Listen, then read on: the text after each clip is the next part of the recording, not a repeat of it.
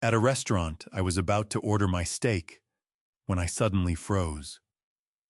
The waitress, who was 7 months pregnant, standing in front of me was my daughter, the daughter I thought had abandoned me 6 months ago. She trembled, tears streaming down her face, and whispered, "Dad, please don't tell him I'm still alive." I spent months believing my own daughter had turned her back on me. But what she told me next made my blood boil. Before we go further, if you're watching Dad's Family Stories right now, drop a comment and tell me where you're from. Your city, your state, your country. I read every single one. A quick note, this story contains fictional elements crafted for storytelling and reflection. Names and places are imaginary, but the lesson is something I hope stays with you. I have spent 40 years reading job sites the way other men read newspapers. I could walk into a half-finished building at 6 in the morning, scan the steel framework, the poured concrete, the gaps where the load-bearing walls were supposed to meet, and know within 30 seconds whether the structure was going to hold or whether someone had cut corners that would cost lives later. I was good at it. Some men are born with a feel for the land. I was born with a feel for what stands and what falls. But I did not see my own foundation cracking until the night I walked into Carver's Grill on a Tuesday in February and ordered a ribeye I never ended up eating. Canton, Ohio in winter is not a place that asks anything gentle of you. The cold comes off Lake Erie in long, flat waves and settles into the bones of the city like a tenant who stopped paying rent years ago, but knows you are too tired to fight the eviction. I had driven the 12 minutes from my house on Birchwood Lane with the heat on full and my coat still buttoned to the collar because the house had been too quiet again. It was always too quiet now. Beverly used to fill that house with sound without even trying.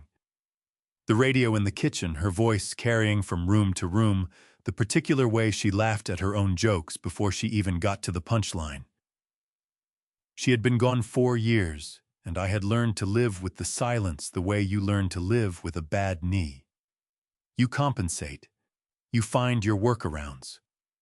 Mine was driving to Carver's Grill on Tuesday nights and ordering a ribeye at the two-top by the window, where the glass fogged up from the warmth inside and made the parking lot look like something out of a dream. I had been coming here long enough that Pete behind the bar knew to start my coffee the moment my truck pulled in. The place smelled of charcoal and fried onions and something underneath it all that reminded me of every job site dinner I had ever eaten, every handshake deal made over a paper plate and a bottle of Budweiser. I liked that smell. It made me feel like a man who had built something. That night, I was looking at the menu I had memorized 15 years ago when I heard the footsteps approaching the table. They were uneven. Not the brisk, practiced steps of the usual floor staff. These were slower, carefully measured, like someone rationing their energy, like someone who had learned to carry more than they should and had made their peace with it. I did not look up right away. Good evening." The voice was barely above a whisper. "Can I start you with something to drink while you look at the menu?" There was a tremor in it. Not nervousness exactly. Something older than nervousness. Something worn down. I looked up. The air left my body as cleanly and completely as if someone had thrown open a window in a sealed room. She was thin. Too thin for a woman whose belly pushed out against the front of her black apron in the heavy, low way of a pregnancy well into its final months. Her hair was pulled back tight, a different color than I remembered, darker. But the shape of her face was the same shape I had memorized 30 years ago in a delivery room in Mercy Medical when the nurse placed her in my arms. And I understood for the first time what it meant to be responsible for something that mattered more than your own life. The small, dark mole beneath her left ear. Small, perfectly round. Beverly used to call it her little compass point. My hand knocked my coffee cup sideways. I caught it by reflex, the hot liquid splashing across my knuckles, and I did not feel it. Her eyes met mine. In the space of 1 second, I watched 6 different things move across my daughter's face. Recognition, terror, relief, grief, a desperate, calculating panic. And then underneath all of it, something that broke me more than any of the others. Hope. Her hand gripped the edge of my table so hard that her knuckles whitened against the dark wood. The small notepad she had been holding slipped from her fingers and hit the floor, and neither of us moved to pick it up. Claire. The word came out of me like something that had been lodged in my throat for 6 months. Rough. Barely a sound at all. Her eyes filled immediately, a wet glitter under the low light of the restaurant, but she did not cry. She looked around the dining room instead, a fast, practiced scan that told me she had been making that same scan every time a door opened for longer than I wanted to think about. Dad. Her voice was a thread. Please, don't react. Just act normal, please. I stared at her. At the belly I had not known existed. At the apron with the small grease stain near the pocket. At the dark circles under her eyes that no amount of sleep would be able to touch. At the daughter I had spent 6 months grieving. Come with me, she whispered, and her fingers found my wrist across the table, gripping it with a strength that surprised me. There's a hallway near the kitchen. Please, Dad. Please just walk with me. I left $40 on the table for a meal I had not ordered, and followed my daughter through the warmth and noise of Carver's Grill, past the booth of laughing college kids, and the older couple sharing a dessert, and the bartender who did not look up from his glasses through a narrow doorway, half hidden behind a tall rack of coats, and into a dim corridor that smelled of industrial cleaner and old wood. Claire turned to face me. Her chin was trembling. Her free hand pressed flat against the side of her belly, fingers spread wide, the unconscious gesture of a woman who had been protecting that particular piece of herself for a very long time. I found work here 3 months ago, she said. Cash. No paperwork. Pete doesn't ask questions. Her voice cracked at the edges. I knew it was risky. This side of Canton. But I needed the money, and I thought he would never come somewhere like this. He only goes to places where people already know his name. I looked at my daughter, at the evidence of 7 months written across her body, at the fear that lived permanently behind her eyes, now like a piece of furniture that had always been there. Baby girl. My voice was not steady. I was not going to pretend it was. What happened to you? She pressed her lips together hard, looked at the ceiling for a moment, looked back at me, and then she said the 7 words that collapsed everything I thought I knew. Dad, please don't tell Derek I'm still alive. For a long moment I could not make my mouth form a single word. 40 years of construction work teaches you that the most dangerous structural failures are never the dramatic ones. They are not the collapses you see coming, the walls that bow outward for weeks before they finally give. The dangerous ones are the foundations that look perfect from the surface. The ones where the rot is happening 6 feet underground, invisible and silent, until the morning you walk onto the site and the whole floor drops away beneath you. Standing in that hallway, I felt the floor drop. Claire. I reached for her arm, steadying myself as much as her. What do you mean, don't tell Derek you're alive? He told me you left. He told me you took money and left with another man. He showed me messages. He showed me messages that had your name on them. Her face did something I had never seen it do before. It went completely still. Not calm. Still the way a person goes still when they hear a sound in the dark and stop breathing to listen. He showed you messages, she repeated. Her voice was flat, hollow, on his phone. My chest felt tight. He came to the house 2 days after you disappeared. He sat at the kitchen table where your mother used to sit, and he cried, Claire. He cried, and he told me you had changed. That you said I was an embarrassment. That you called me a poor old man who had nothing worth staying for. The sound she made then was not a sob. It was something worse than a sob. It was the sound of someone absorbing a blow they had been bracing for without knowing it. Dad. Her voice broke on the single syllable. He told me you said that about me. I stared at her. What? He told me you knew. Her hand pressed harder against her belly fingers, white at the tips. After I left, maybe 2 weeks later, I called Derek from a payphone. I was desperate. I thought maybe we could talk, maybe I could explain. He answered, and he told me that you had called him.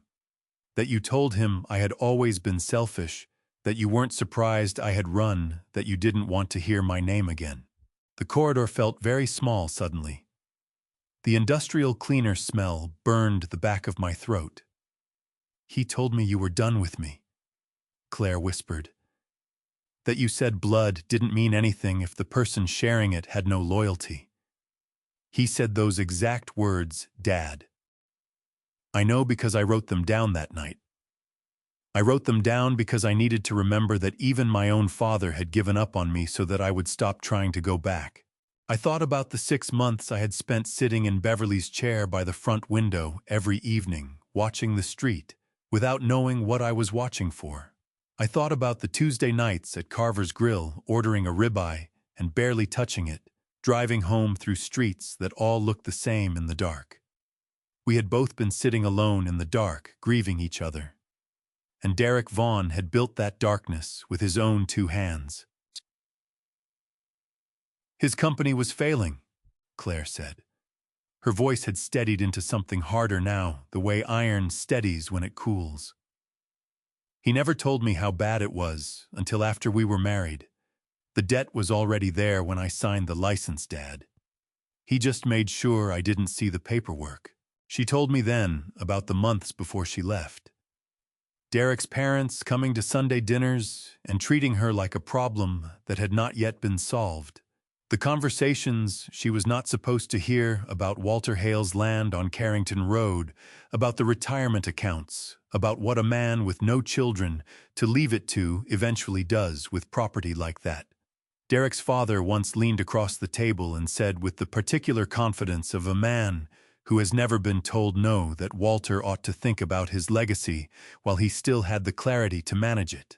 She told me about Derek taking her phone. Not dramatically. Not all at once. First he asked her to use the shared account so they could manage their plans together. Then the shared account became the only account. Then the only account had a password she did not know. He needed me to ask you for money, Claire said. He needed me to be the one to do it because he thought you would say yes to me when you would say no to him. And when I told him I would not do it, when I told him that you had worked 40 years for that money, and it was not mine to ask for, that is when things changed. She described the change in the way someone describes weather. Factually. Without the dramatic language people use when they want you to understand how bad it was, because the facts were already bad enough. Derek stopped including her in conversations about finances, then about plans. Then about anything at all. His parents visited more often. Claire was handed tasks she was not asked about. She cooked for a table of people who talked around her the way you talk around furniture. The night she found the notebook in his desk drawer, the one where he had written down search terms, guardianship, petition, Ohio, cognitive decline, documentation, elderly asset management, was 3 days before she ran. He had 2 lies. She said quietly. One for you and one for me. He told you I was ashamed of you. He told me you were ashamed of me. And as long as we both believed him, neither of us would ever pick up the phone to find out the truth. I looked at my daughter standing in that narrow hallway. At the pregnancy she had been carrying alone for 7 months. At the fear that had reorganized itself into something quieter and more permanent behind her eyes. I felt something in my chest, that I had no clean word for. It was not anger, though anger was part of it. It was the specific grief of a man who realizes he was the last line of defense for someone he loved, and he had been talked into stepping aside. "Baby," I said. My voice did not sound like my own. "Who helped you get out that night?" She looked down at her hands for a moment, then up at me. "There was a woman next door," she said. "She heard everything. Her name is Martha." Martha Ellis had lived next door to Derek and Claire for 11 years. Claire told me this, the way you tell someone a detail that only becomes important in hindsight. Martha was 71 years old, a widow who kept her porch light on every night, because her late husband had been a long-haul trucker, and she had never broken the habit of leaving the light burning for someone who might be coming home late. She grew tomatoes in the summer. She brought over cornbread at Christmas. She had worked as a legal secretary for 26 years at a firm in Akron before her husband's health made it necessary to retire. And she had spent those 26 years learning, as she once told Claire over coffee, that the most important thing a person can do in a crisis is preserve the record. "I didn't even know she was awake," Claire said. Her back was against the wall of the hallway, now one hand braced on the painted concrete for support, the other still pressed to the side of her belly. It was almost midnight. I thought the whole street was dark. She had been in the kitchen when it started. Derek's parents had come over that evening, which was not unusual, but the conversation had moved into territory it had never gone before. His father had a folder, actual paperwork, printed documents about property transfer procedures in Ohio, about the process of establishing financial power of attorney, about what it took for a family member to petition the court to manage an elderly person's assets on their behalf. They wanted her to sign something. A letter, they said. Just a letter to start the conversation with Walter. I told them no, Claire said. I told them that my father had spent his whole life building what he had, and it was not mine to hand over, and that I was not going to be the one to walk into his house and ask him to sign papers he didn't understand. Her jaw tightened at the memory. Derek said I was being dramatic. His mother said I had always been ungrateful. His father put the folder back in his briefcase and looked at me the way men like him look at problems they have decided to solve a different way, after his parents left. Derek and Claire argued. She used the word argued, but her eyes told me it had been something with sharper edges than an argument. At some point she had grabbed her coat and her purse and the small bag she had quietly packed 3 days earlier when she found the notebook, and understood that she was not going to be able to stay. She ran. She had no shoes. She had not had time for shoes. I got to the end of the driveway, and I didn't know where to go, she said. I had maybe $40 in cash and a phone with Derek's GPS on the family plan. I knew if I turned it on, he could find me in 10 minutes. Her voice was easy, but her fingers pressed harder against the wall. And then Martha's porch light came on. Martha had been awake because she heard the shouting. She had heard it before she told Claire later on other nights. But this night was different, in the way that certain nights are different, louder in a way that has nothing to do with volume. She had looked through her front window and seen Claire standing at the end of the driveway in December, cold with no shoes on, and she had opened her back door without turning on any other lights, and she had stood in the doorway and waited. Claire ran to her. Martha pulled her inside, locked the door, turned off the porch light, and led Claire to the back of the house where the laundry room had no windows facing the street. 12 minutes later, Derek and his younger brother Caleb came out of the house and stood on the lawn. Martha's doorbell camera recorded all of it. The two of them moving up and down the sidewalk, checking between parked cars, Caleb going around the back of the neighboring property, while Derek stood with his phone to his ear in the cold.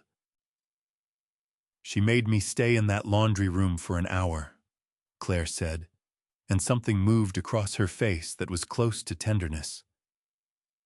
She sat on an overturned laundry basket and held my hand, and didn't say a single word until we both heard Derek's car leave. Then she made me tea and she asked me one question. She said, "Do you want to go back?" And I said no. And she said, "All right then." Martha drove Claire to a church 20 miles outside Canton before sunrise. She knew the pastor. She'd made one phone call and arranged a place to stay.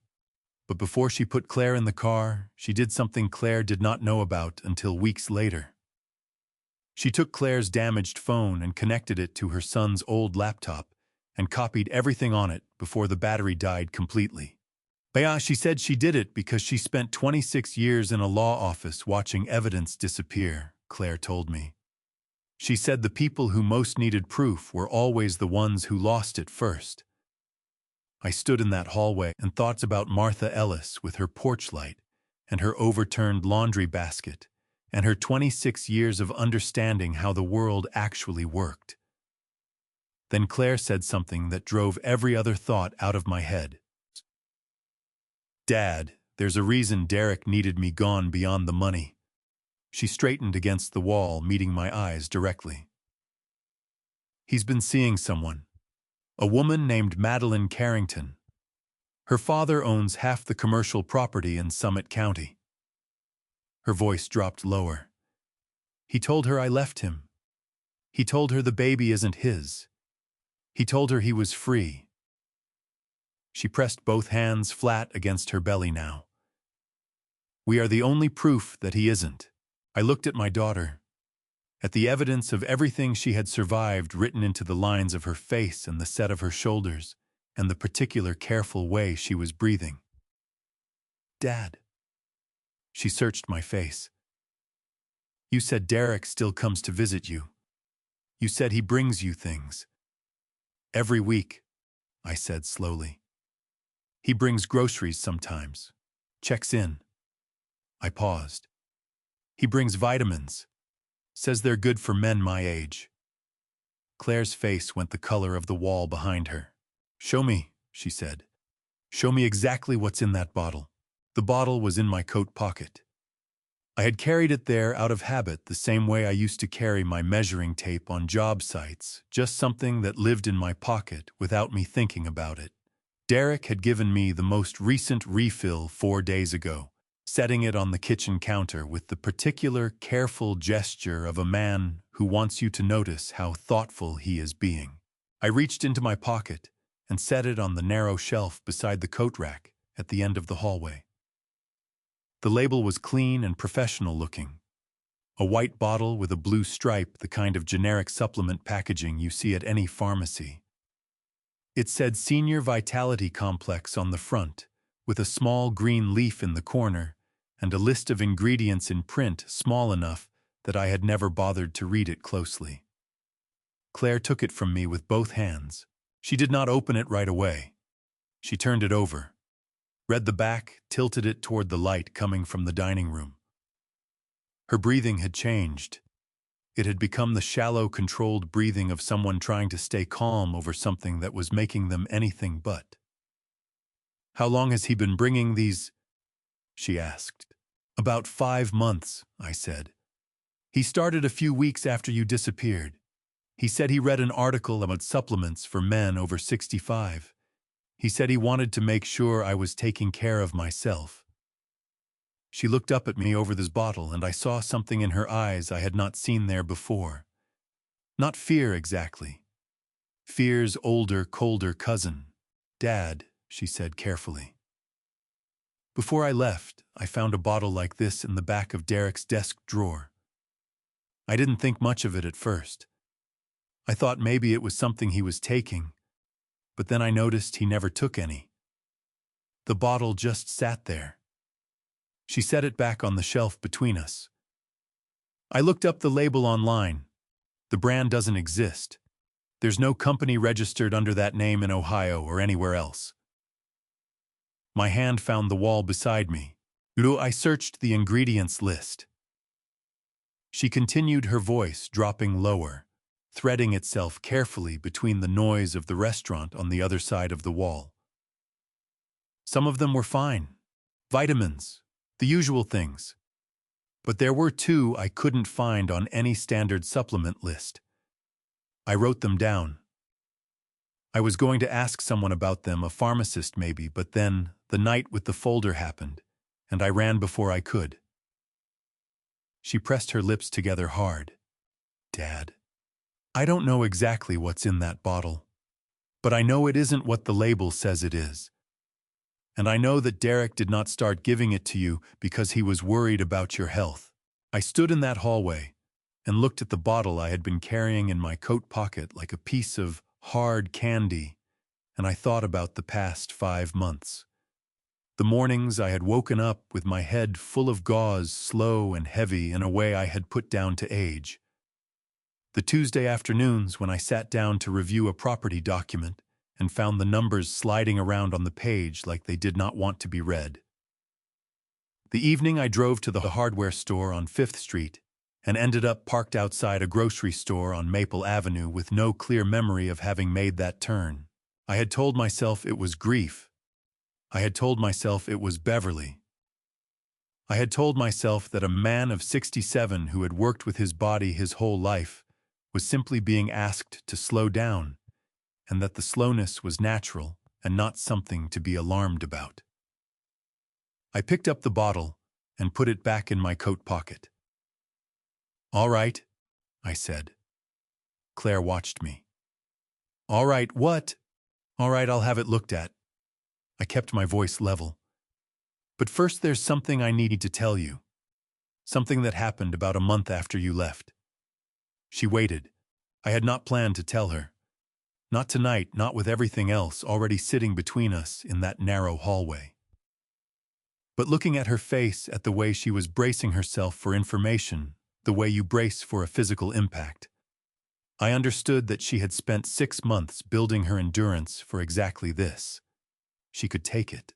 "Derek called me one night," I said. "About 4 weeks after you disappeared. He was upset. He said he had seen someone who looked like you outside a diner on the east side. He asked if I had heard anything. I told him no." I paused, making sure I had the memory right. 3 days after that, I was sitting in the living room around 11 at night. I thought I heard something outside. Footsteps on the front walk, maybe. I looked out the window, but I didn't see anything. The porch light was off. I told myself it was a neighbor's dog. Claire had gone completely still. "It wasn't a dog, was it?" she said. It was not a question. "My neighbor across the street has one of those video doorbells," I said. "Ted Garrity. He mentioned it to me once, said it picked up deer in the yard at night. I called him 2 weeks ago after I started putting things together. He still had the footage." Her chin dropped to her chest. Her shoulders rose and fell with one long, shaking breath. "You were there," I said. "Standing on the front walk, 11:17 at night. You stood there for 4 minutes." "I took a bus," she whispered, her voice fracturing at the edges. "I just wanted to see if the lights were on. I just wanted to know you were still there." She pressed the back of her hand against her mouth. And then Derek came out of nowhere. He was just there on the porch, like he had been waiting. He said you told him I wasn't welcome. He said if I came back again, he would find out where I was sleeping. I had been sitting 20 feet away in Beverly's chair by the window. I had heard footsteps. I had not turned the porch light on. "You were right outside," I said, and my voice did not come out the way I intended it to. It came out scraped and thin and old. I was sitting in the living room. I thought I heard something. Claire made a sound that came from somewhere deeper than crying. Her whole body shook with it, once hard, like something had moved through her. I crossed the 2 steps between us and put my arms around her, and the child neither of us had known about until tonight, and I held on. After a long moment, she pulled back and looked up at me, eyes red, jaw set. "Dad," she said, "show me that bottle." I pulled the bottle out of my coat pocket and handed it to her.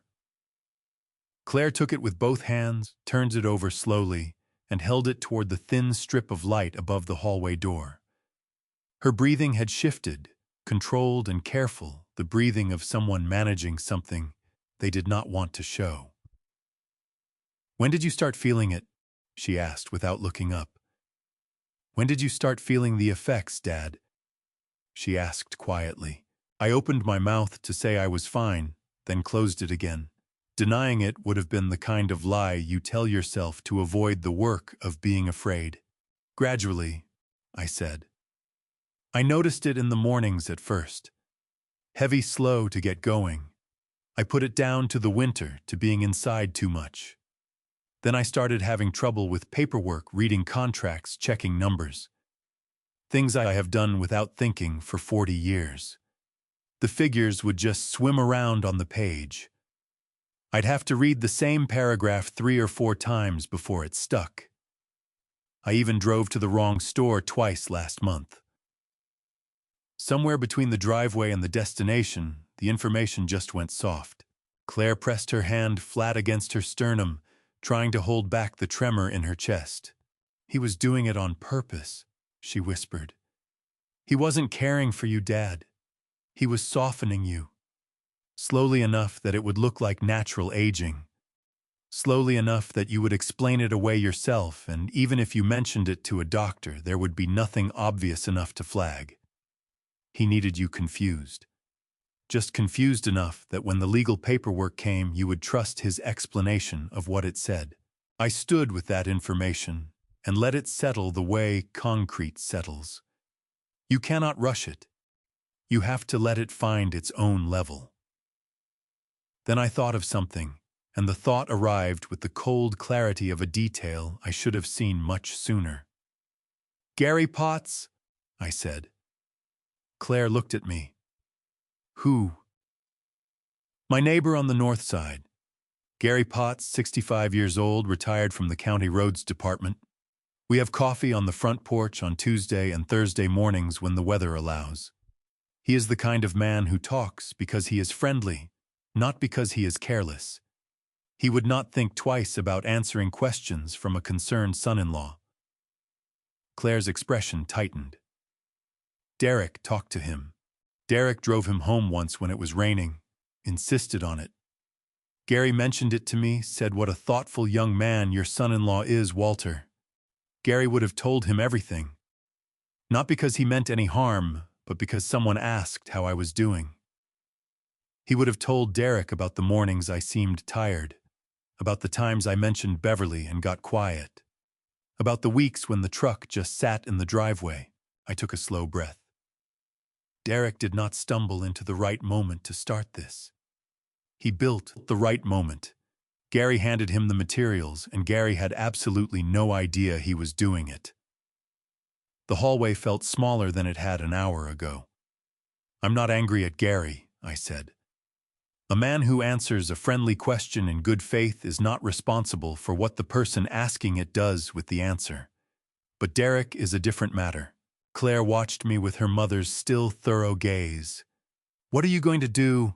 I thought about 40 years of job sites, about what you do when you find out a structure's damage was deliberate.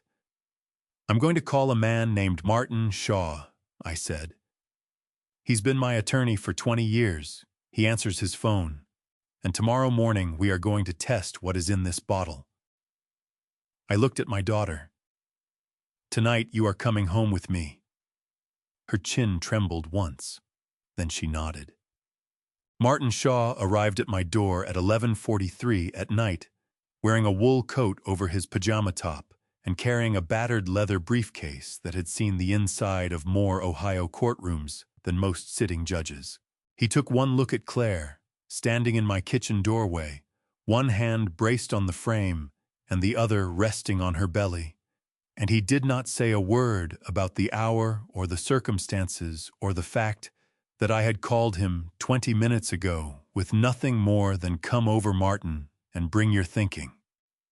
He simply walked past me into the kitchen, set his briefcase on the table, snapped it open, and said, "Start from the beginning and don't leave anything out. That was Martin. 62 years old, thin as a fence post with gray hair he kept cut short, and a face that had processed enough human catastrophe over 4 decades of practice that it had settled into a permanent expression of calm readiness. He had handled my property contracts since Beverly and I bought the Birchwood Lane house. He had written our wills. He had sat across from me in this same kitchen the week after Beverly died and helped me understand what came next. I trusted him the way you trust a level on a job site. You do not question it. You just build from what it tells you. Claire sat at the table and told him everything. She was concise and clear, organizing the information in the way of someone who had been living with it long enough to know which parts mattered most. Martin listened without interrupting, his hands flat on the table, his eyes moving between her face and the yellow legal pad where he was taking notes in the small, cramped handwriting of a man who had learned to think faster than he could write. When she finished, he picked up the bottle of Senior Vitality Complex and held it under the kitchen light. I know a toxicologist at a private lab in Columbus, he said. Former state's evidence analyst.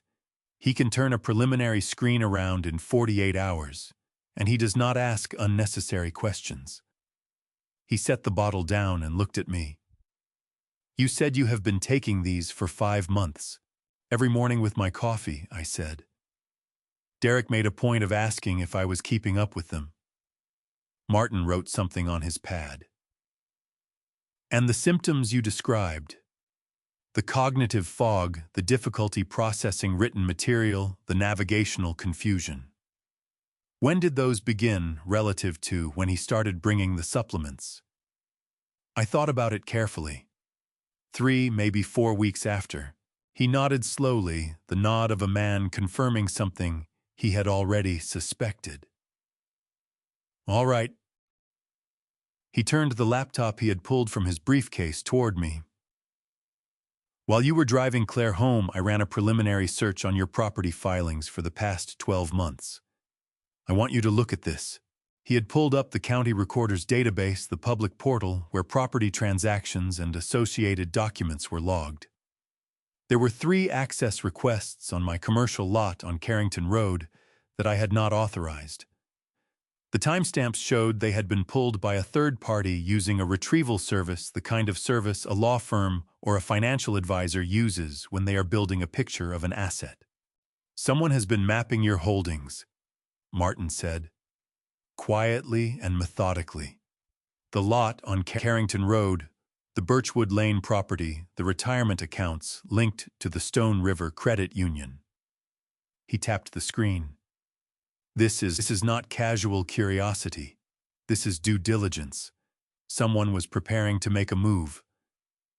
Claire's hand tightened on the edge of the table until the tendons on the back of it stood up like cables. Martin turned to a new page on his legal pad. I also ran Derek Vaughn through the state business registry. His company, Vaughn Construction LLC, has 3 active liens against it filed in the past 8 months. 2 from materials suppliers, 1 from a subcontractor. The total outstanding is just under $200,000. He looked at me over the top of his reading glasses. His company is not struggling, Walter. It is drowning. And a drowning man does not evaluate his options carefully. I pulled out the chair across from him and sat down. My knees had decided sometime in the past hour that they had done enough for one evening. What I am about to explain, Martin said, is something I need both of you to understand clearly, because it is the framework for everything Derek was building toward. He set his pen down and folded his hands. In Ohio, under state statute, a family member can petition the probate court to be appointed as a guardian or conservator for an elderly person who has been deemed to lack the mental capacity to manage their own affairs. It is called a guardianship petition, and it exists for legitimate purposes to protect people who genuinely cannot protect themselves. He paused to make sure we were both with him. However, it can be abused. If a person has been experiencing documented cognitive symptoms confirmed by medical records or witness testimony, a petitioner can argue to the court that the individual requires a guardian to manage their financial decisions. If the court agrees that guardian gains legal authority over the individual's assets, bank accounts, property, investment holdings. He looked at me steadily. Everything you have spent 40 years building, Walter, could have been placed under the legal control of a court-appointed guardian. And Derek, as a family member with an established caregiving relationship, would have been the natural candidate to petition for that role. The kitchen was very quiet. He was not just stealing from you, Claire said. Her voice was barely above a whisper, but it was steady. He was building a legal structure to make the stealing permanent. That is exactly right, Martin said. He picked up his pen again. And under Ohio Revised Code, Section 29113. So, too, what he has done and what he was planning to do constitutes elder financial exploitation. It is a felony. The severity of the charge scales with the value of the assets involved. He looked at me. Given the value of your holdings, we are talking about a first-degree felony. I sat with that for a moment. Then I looked at Martin. I do not want to go to the police tonight, I said. He studied me. Why not? Because a man who panics destroys evidence, I said. And I want every piece of what he has done sitting on a table in front of a jury before he has any idea we know about it. Martin looked at me for a long moment. Then he picked up his pen and wrote something at the top of a fresh page.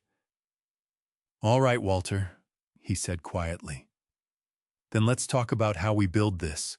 Martin left at midnight, and the house settled back into the particular silence of a place that has absorbed too much in one evening and does not quite know what to do with it.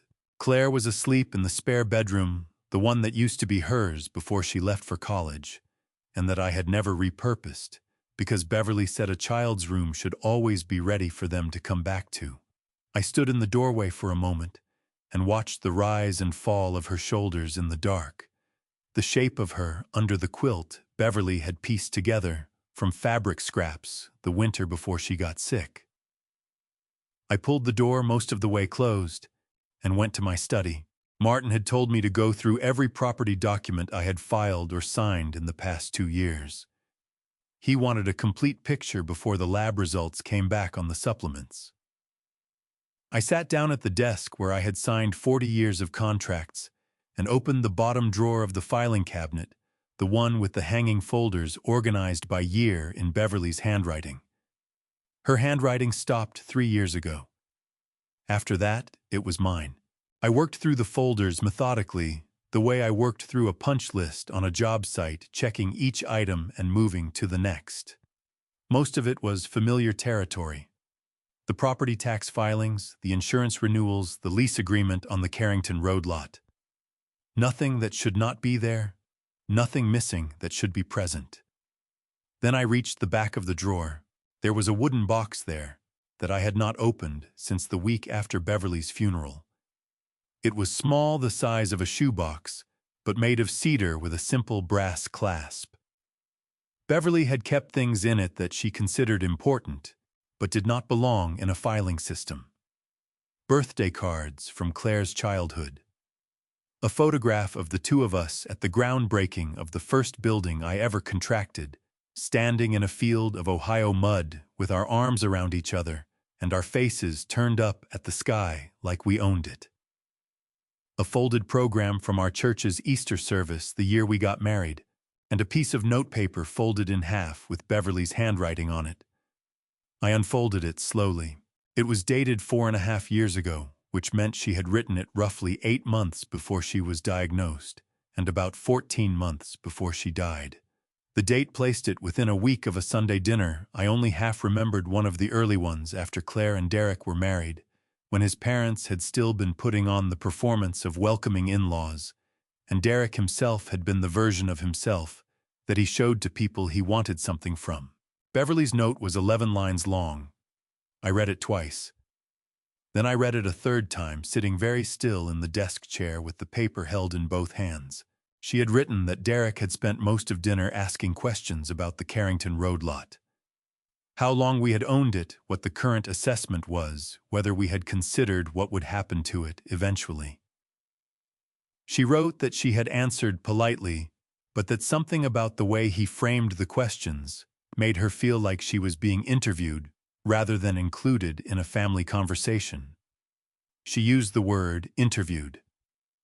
Beverly had always chosen her words with the care of someone who understood that the right word and the almost right word were not the same thing at all. At the bottom she had written, "He doesn't ask like family. He asks like a man doing math." I sat with those 8 words for a long time. Beverly had seen it at a Sunday dinner 4.5 years ago, when Derek was still new enough to be careful, still performing the role of devoted son-in-law with enough discipline to fool almost everyone at the table. She had seen through it at a Sunday dinner over pot roast and dinner rolls, and she had written it down on a piece of notepaper and tucked it in her cedar box, and she had never mentioned it to me because she knew I would have told her she was being uncharitable, and she had not wanted to fight about it. I had told her things like that before. I was not proud of it. I folded the note and put it in the breast pocket of my flannel shirt close to my chest, and I sat in the study until the winter dark outside the window began to loosen its grip, and the first gray light of morning started to come through. At 7:15, I called Martha Ellis. She answered on the second ring, which told me she had been awake for a while, or possibly that she was the kind of woman who slept lightly and kept her phone close. I introduced myself and told her that I was Claire's father and that Claire was safe and resting in my house. There was a silence on her end of the line, not the silence of someone who had nothing to say, but the silence of someone releasing a breath they had been holding for a very long time. "So thank God," Martha said. Her voice was low and certain, the voice of a woman who meant exactly what she said and did not use words to fill space. "I have been praying for that girl every single morning since the night I put her in my car." I told her I needed to ask about the phone. She did not hesitate. "I have everything that was on it. Contacts, photographs, a notes application she used like a diary, and one audio file." She paused. "Mr. Hale, that audio file is why I backed everything up. I listened to it once to make sure I understood what I had, and then I have not played it again. But I have kept that laptop locked in the closet where my husband used to keep his firearms, because I knew that whatever was on it was the kind of thing that needed to be somewhere safe." My hand tightened on the phone. "Can you bring it to me today?" I asked. "I can bring it to you in an hour," she said. "I have had it packed and ready for 3 weeks. I was just waiting for someone to ask." Martha Ellis arrived at my door at 8:40 in the morning, carrying a laptop in a canvas grocery bag and a pan of cornbread. She said she had made yesterday and did not want to waste. She sat at my kitchen table across from Martin, who had come back at 7 when I called him, and she opened the laptop and found the audio file without any ceremony and pressed play. The kitchen speakers were not loud, but the voice in the recording was clear enough. It was Derek's voice. And what he said made Claire, who had come downstairs wrapped in Beverly's quilt press, both hands over her mouth, and sink into the chair beside me. His words filled the kitchen like smoke. "Walter just needs to get confused enough that he doesn't know what he's signing. That's all we need. After that, everything moves on its own." The recording ran for 4 minutes and 17 seconds. Derek's voice filled my kitchen, the way bad news fills a room, not loudly, but completely occupying every corner and leaving no space for anything else. There was a second voice in the recording as well, deeper, older, which Claire identified in a whisper as Derek's father, though the audio quality made some of his words difficult to catch. What came through clearly enough was the shape of the conversation, the two of them mapping out a timeline, discussing how long it would take for the supplements to produce results consistent with early cognitive decline. Talking about which documents would need to be signed first and in what order. And then Derek's voice again, unhurried and matter-of-fact, the voice of a man explaining a procedure he had already thought through completely. His father responded in the deeper, flatter tone of someone approving a business decision rather than a plan involving his own son-in-law. The two of them moved through the details with the efficiency of men who had already rehearsed this conversation more than once. When the recording ended, the kitchen was the quietest it had been since Beverly died. Claire was still in the chair beside me, both hands wrapped around a mug of coffee she had not touched.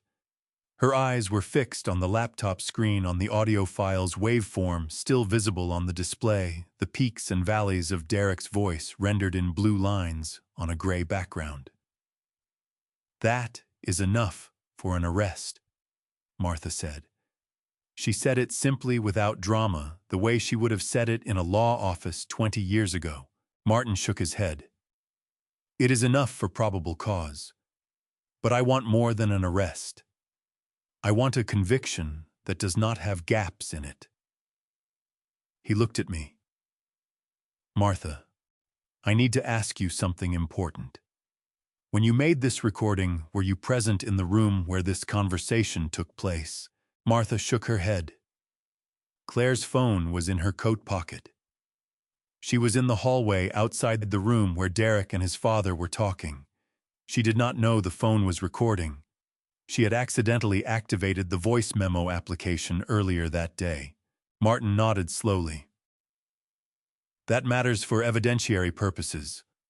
Ohio operates under one-party consent law, which means a recording is legally admissible if at least one party to the conversation consents to it." Claire was present in the hallway within earshot, which a court would likely interpret as participation in the conversation. However, because the recording was accidental, a defense attorney could challenge that interpretation. He tapped his pen on the legal pad. "We will use it, but I want it supported by independent evidence that cannot be challenged on consent grounds." He turned back to his laptop. Then, and for the next 20 minutes, the kitchen was filled with the particular working silence of people who have understood the stakes and gotten down to the business of addressing them. It was Martha who first noticed something was wrong with the property documents Martin had pulled up. She leaned across the table, squinting at the screen, and said, "That signature block, third page bottom right." She pointed without touching the screen. "The date on that notarization is 14 months ago." Martin scrolled to the document and enlarged it. I looked at the signature on the screen. Beverly Louise Hale. Her full name in the careful, slightly formal signature she had used on legal documents her entire adult life, the one where she crossed her L with a small upward flick that I had always teased her about. Beverly had been dead for 3 years. The document was a property interest declaration filed with the county recorder listing Beverly Hale as a co-owner of the Carrington Road lot and asserting that her estate interest in the property had not been formally adjudicated.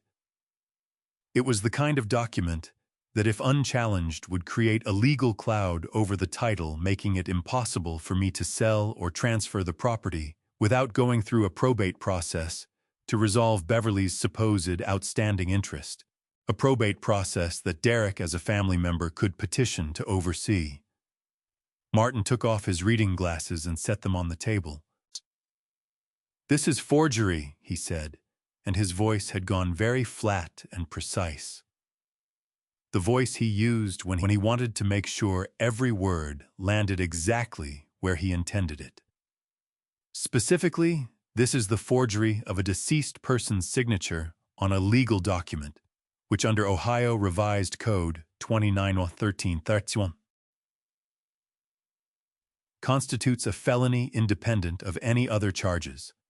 The court takes the use of a dead person's identity with particular seriousness because the victim cannot testify, cannot contest, and cannot protect themselves."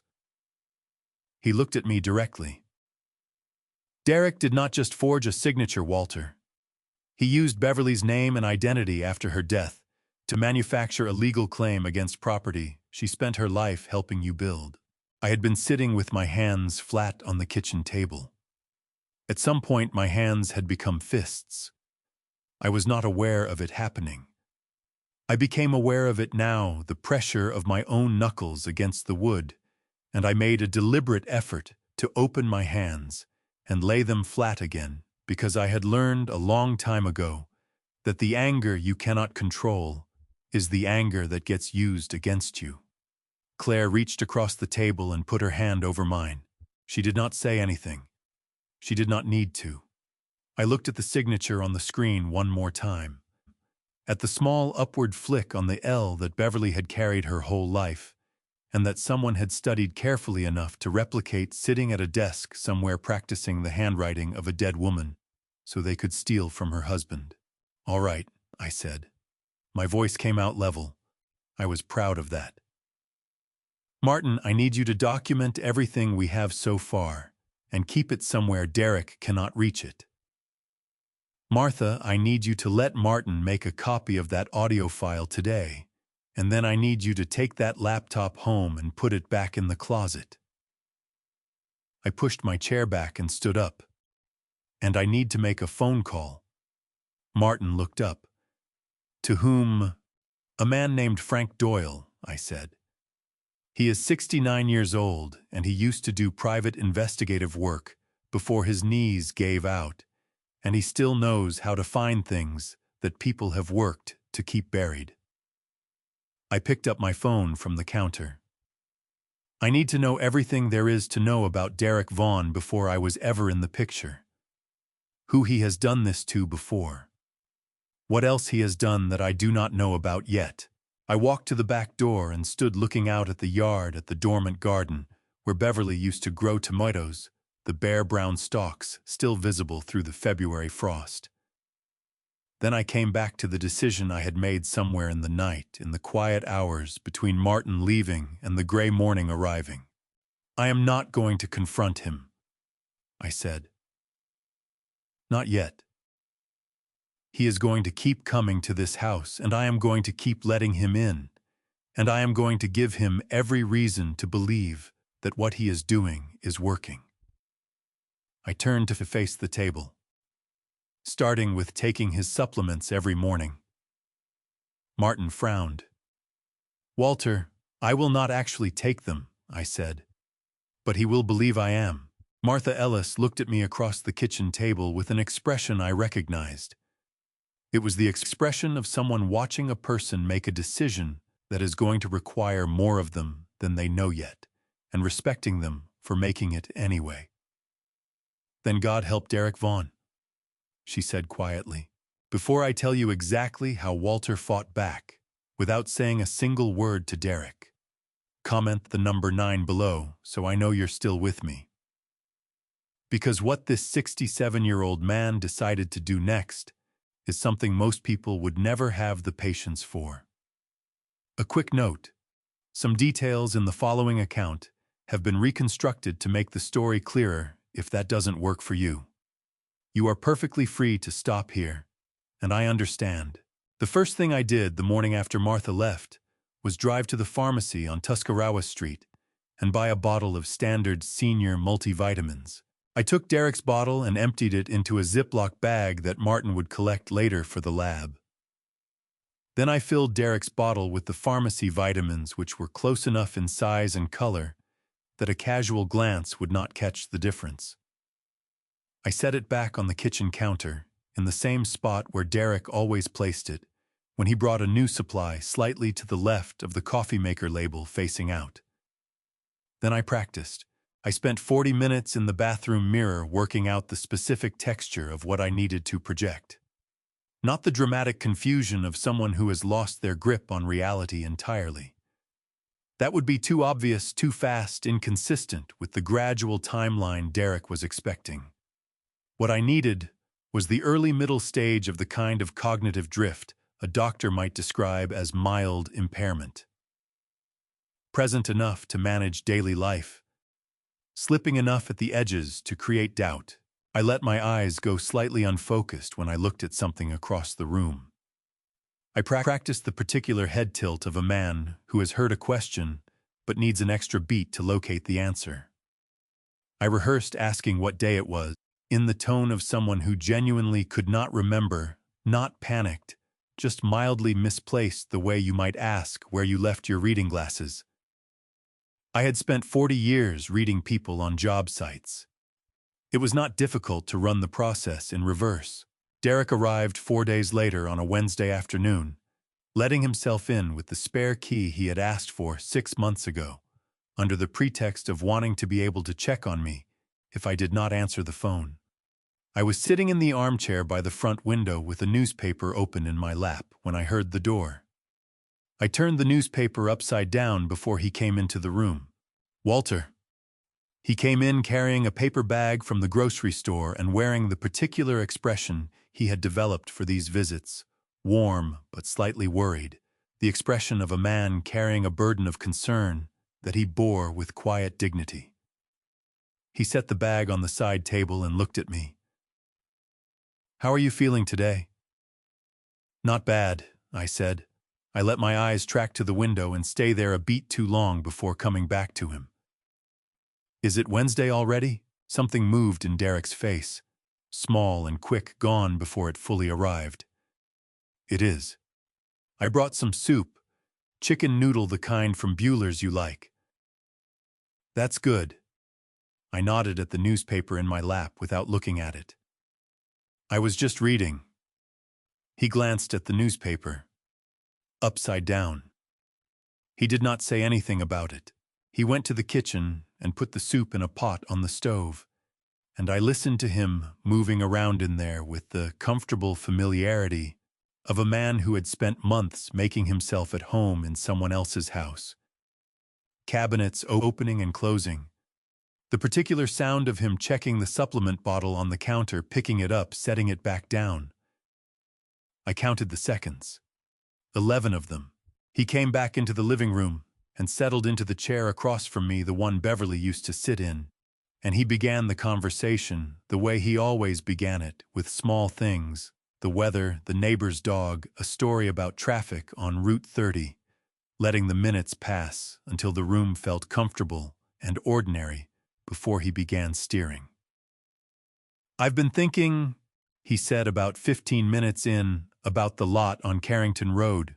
I looked at him with the mild, slightly delayed attention of a man whose thoughts move more slowly than they used to.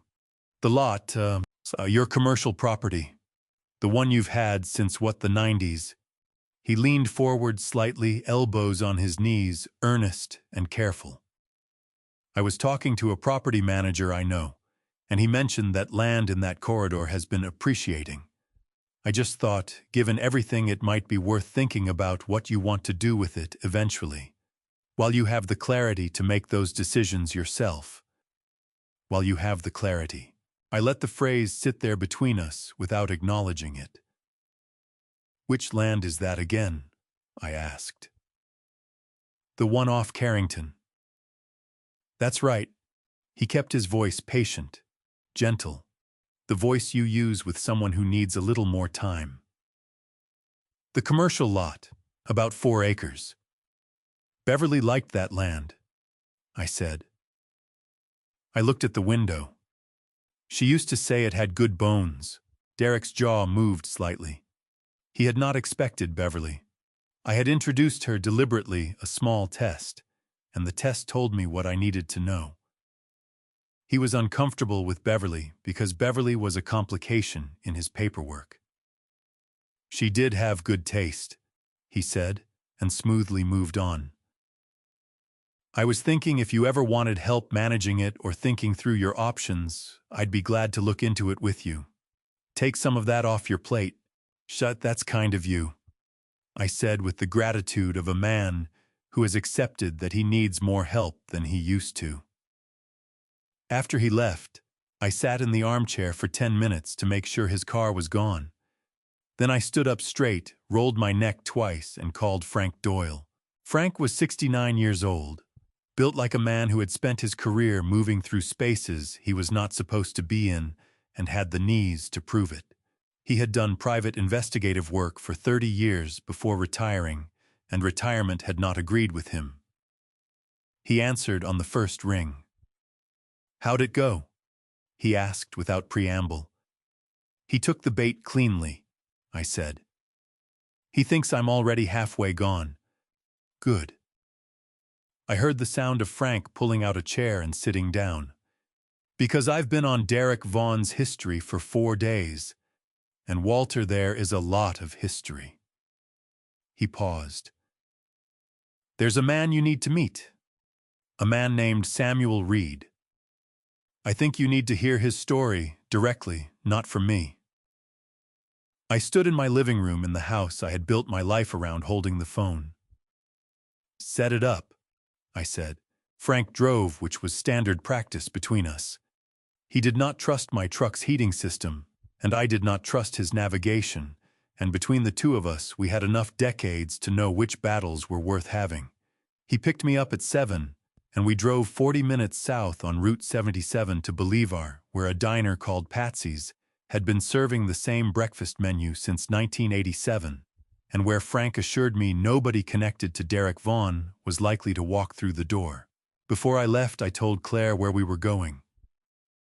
She was at the kitchen table when I came downstairs, both hands around a mug of decaf, Beverly's old radio, playing low. She had stopped flinching at sounds from outside, which was progress I had not taken for granted. When I told her we were building something that would hold, she looked at me over her mug and said, "I know you, Dad. You don't build things that fall down." I carried that sentence all the way to Bolivar. Samuel Reed was already in a back booth when we arrived. 58 years old, with the compact, settled build of a man whose body had recorded every year of physical work it had absorbed. His hands were on the table when we slid in across from him, and I noticed the scar before anything else. It ran from the base of his left thumb across the back of his hand and disappeared under his jacket cuff, pale and permanent, the kind that never fades further. He looked at me with the evaluating steadiness of someone who has learned to decide quickly whether talking is worth the cost. "Frank tells me you're the one who finally put the pieces together," he said. "I had help," I said. "And I was 6 months late." A waitress poured coffee without being asked. Samuel wrapped both hands around his mug and began. He had worked construction for 22 years, the last 4 as crew foreman for Vaughan Construction. He described Derek the way you describe weather you have learned to work around. Generous with credit when things went well. Invisible when they did not. 5 years ago, a scaffolding section on the 3rd floor of a Massillon project gave way during a morning shift. 2 men went down. One broke his wrist. The other, a man named Darnell, fractured 2 vertebrae and spent 4 months in a hospital bed. Samuel had flagged a connection issue in writing 3 days before the collapse and submitted it to the site manager, who reported directly to Derek. When the insurance representatives arrived with their incident report, Samuel's flag did not exist in it. The collapse was attributed to improper assembly by the crew foreman. "I told them that wasn't what happened," Samuel said. His voice was flat and precise, worn smooth by repetition, until only the shape of the story remained. "They told me they had no record of my document." Frank set down the coffee carafe. "The document existed. I found a scanned copy in a former site manager's personal email. He forwarded it to himself the week before he resigned." Something shifted in Samuel's shoulders. He continued. 4 months after the incident, he was terminated for gross negligence. His contractor's license was suspended for 14 months. By the time the review board cleared him, his savings were gone, and his wife had taken their daughter to Pittsburgh. The reinstatement notation existed on paper. Nobody in the industry read reinstatements. They read suspensions. I looked at his scarred hand on the table. "Frank told me about Coshocton," I said. 3 years before Massillon. He told me you were the one who pulled Derek out. Samuel looked at me for a long moment. Then he looked at his hand. Rigging gave way on the second floor. Derek was on the platform. I was below, and I saw it start to go. He turned his mug slowly.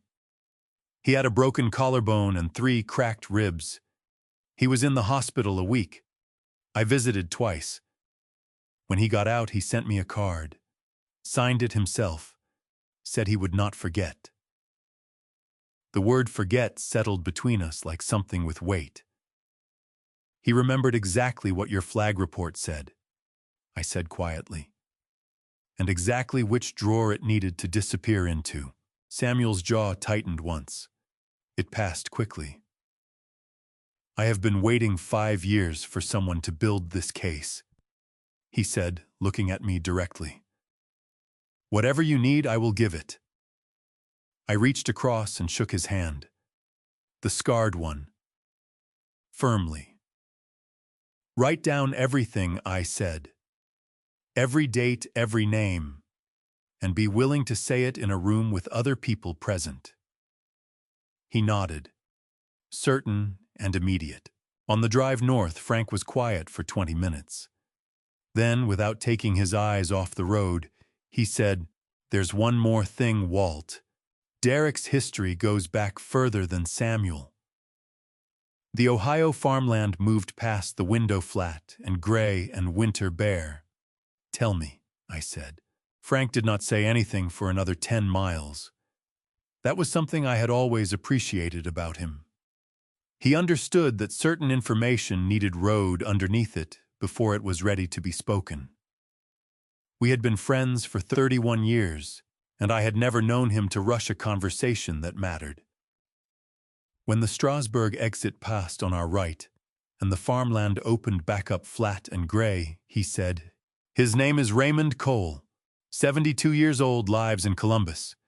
Used to own a hardware supply business in Westerville. Family operation 2 generations." I watched the road. Derek's former business partner was Raymond's son-in-law, Frank continued. Man named Garrett. They ran 2 commercial projects together about 4 years ago.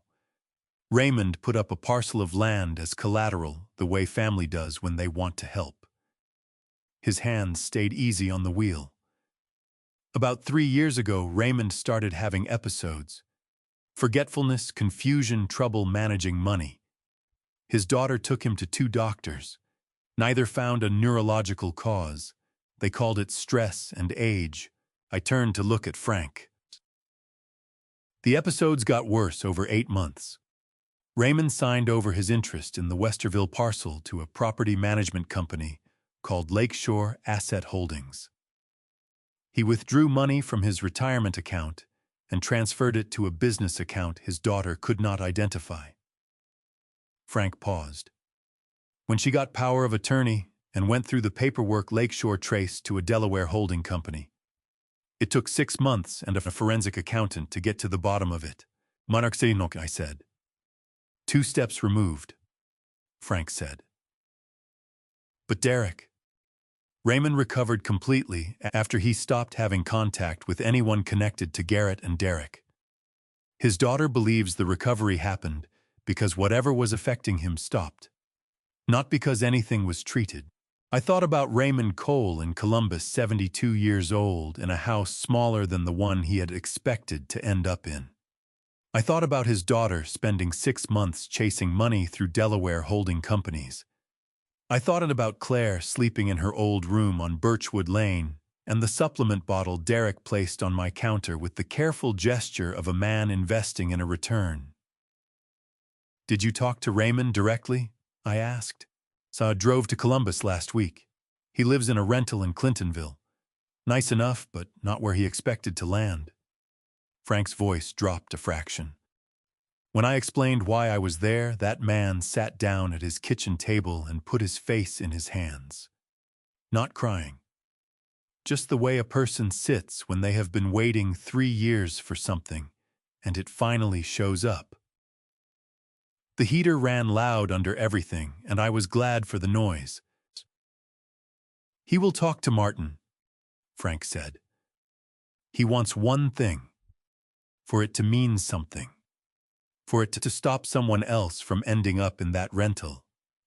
I nodded because I did not trust my voice. A few miles later, Frank said, lab results came back preliminary.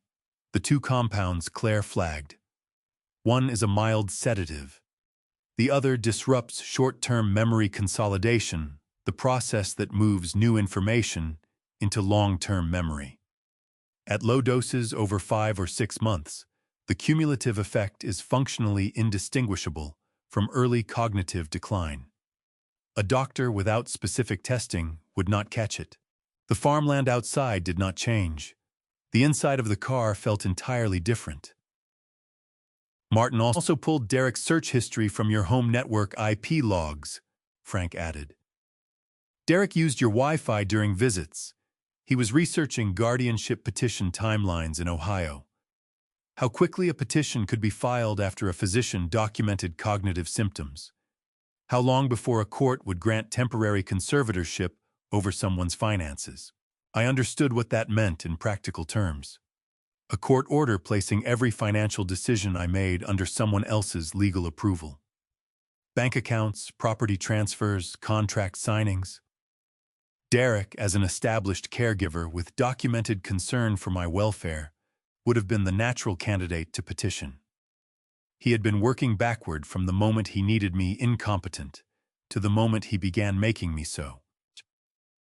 Martin looked at the Vaughn family finances, Frank said, pulling onto Birchwood Lane. His father co-signed 2 liens against Derek's company.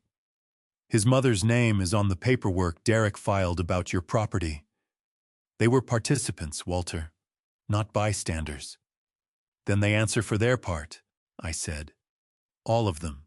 Frank parked in my driveway and did not get out. One more thing. This morning I got a call. Unknown number. 4 seconds of silence, and then they hung up. He met my eyes. Unknown numbers don't call people investigating a case by accident. I sat with that. Someone knows we're looking, I said. Frank nodded. Which means we need to move. The call came the following evening. I was in the kitchen reading through the documents Martin had couriered over that afternoon, a binder of property records and financial statements, organized with the particular precision of a man who had spent 40 years making sure the right paper was in the right place at the right time. Claire was upstairs. I could hear the low sound of the television in her room, something she had started doing in the evenings, filling the quiet with noise the way you fill a cold room with light. Not because the light solves anything, but because it makes the dark less absolute. My phone buzzed on the table. Unknown number. I thought of Frank's unknown call from the day before and picked up immediately. Mr. Hale. The voice was young, male, pulled tight the way a voice gets when the person attached to it has been working up to something for longer than is comfortable. My name is Caleb Vaughn. I'm Derek's brother. A pause. I think I need to talk to you. I set the binder down and kept my voice completely even. All right, Caleb, I'm listening. Not on the phone. Another pause, longer. I know what Derek has been doing. To you and to Claire. I've known for a while and I didn't. He stopped, started again. I need to talk to someone before this gets further than I can manage. I have things, documents. I've been holding them for Derek because he asked me to, and I didn't ask enough questions about why. I looked at the binder on the table. At Beverly's handwriting on the divider tabs, the labels she had made years ago when she organized the original property files still there, because I had never seen a reason to replace them. Can you meet me tomorrow morning? I asked. There's a man named Martin Shaw. He's an attorney. His office is on Market Avenue North. I'd like him present for this conversation. Caleb was quiet for a moment. Is he going to try to use what I tell him against me? That depends on what you tell him," I said. "But Martin is interested in the truth, and the truth, as far as I understand it, is that you were asked to hold something without being told what it was for. That is a different position than the one your brother is in." The line was silent for 4 seconds. I counted them. 9 o'clock, Caleb said. "I'll be there." He was already in Martin's waiting room when I arrived at 8:50 the following morning, sitting in one of the upholstered chairs with his coat still on, and a manila envelope on his knees that he was holding with both hands, as if it might try to leave without him. He was 30 years old, but looked younger in the way that people look younger when they are frightened, something about fear that strips away the years and leaves the face its original shape. He stood when I came in and put out his hand, and I shook it. His grip was firm, but his palm was damp.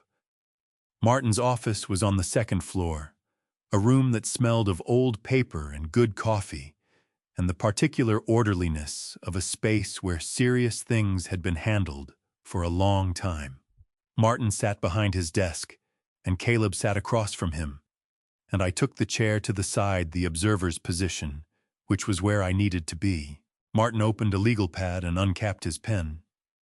"Caleb, before we begin, I want to explain something about how this conversation works. I represent Walter Hale, which means my obligation is to him.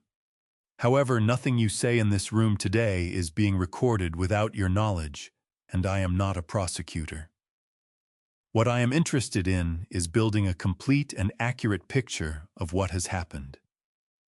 If what you tell me suggests that you participated in any of Derek's actions knowingly and deliberately, I will be honest with you about how that might affect your situation.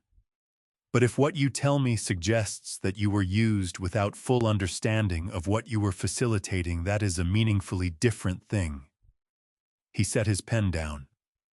"Do you understand the distinction?" Caleb nodded. His throat moved. "Derek told me the documents were sensitive business records he needed kept off-site. He said it was a standard precaution because of the liens on the company. He said if the company's financial records were stored on premises and a creditor pursued legal action, they could be subpoenaed."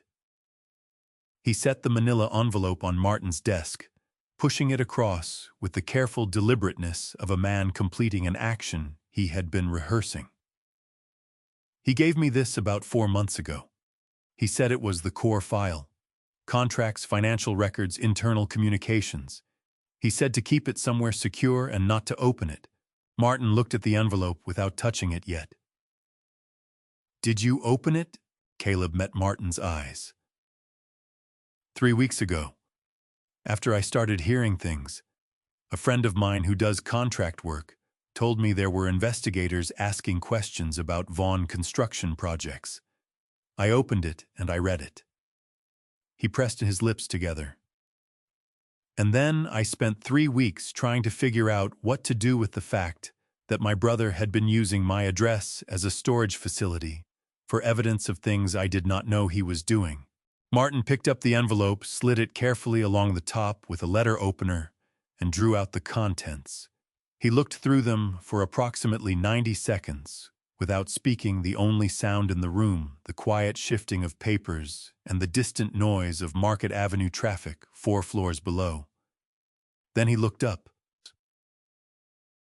"Caleb," he said, and his voice had the particular quality it got when he was managing something significant, level and unhurried and precise. "What is in this envelope constitutes financial records showing systematic misappropriation of client funds, altered contract documents, and internal communications, discussing how to conceal both from creditors and from an individual referred to throughout as WH." He folded his hands on the desk. "Before this goes any further, I am going to strongly recommend that you contact your own attorney. Not because you are in the position your brother is in, but because you need someone in that room whose only obligation is to you." Caleb looked at Martin, then at me.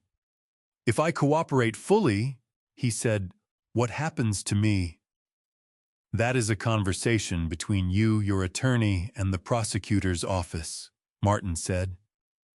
What I can tell you is that voluntary cooperation, particularly cooperation that includes the proactive surrender of evidence before being compelled to produce it, is treated very differently by the courts than cooperation that comes after an indictment. He paused. The legal term for the arrangement you would be entering into is a cooperation agreement. In exchange for your full and truthful testimony and the surrender of all relevant materials, the prosecution agrees to consider your cooperation when making charging decisions. Your attorney would negotiate the specific terms. Caleb absorbed this. He was quiet for a long time, and I let him be quiet because some decisions need the air around them. Then he looked at me directly, the first time he had done so since sitting down. "Mr. Hale," he said, "I want you to know that I didn't know about Claire, about what he told her and what he told you. I didn't know about the supplements." His voice was steady, but the steadiness was costing him something. "I knew Derek was in financial trouble. I knew he was under a lot of pressure. I didn't know he had decided that the solution to that pressure was your family." I looked at Caleb Vaughn, 30 years old, and frightened, and holding the wreckage of a loyalty that had been built on incomplete information. "Do the right thing now," I said. "That's all." He nodded.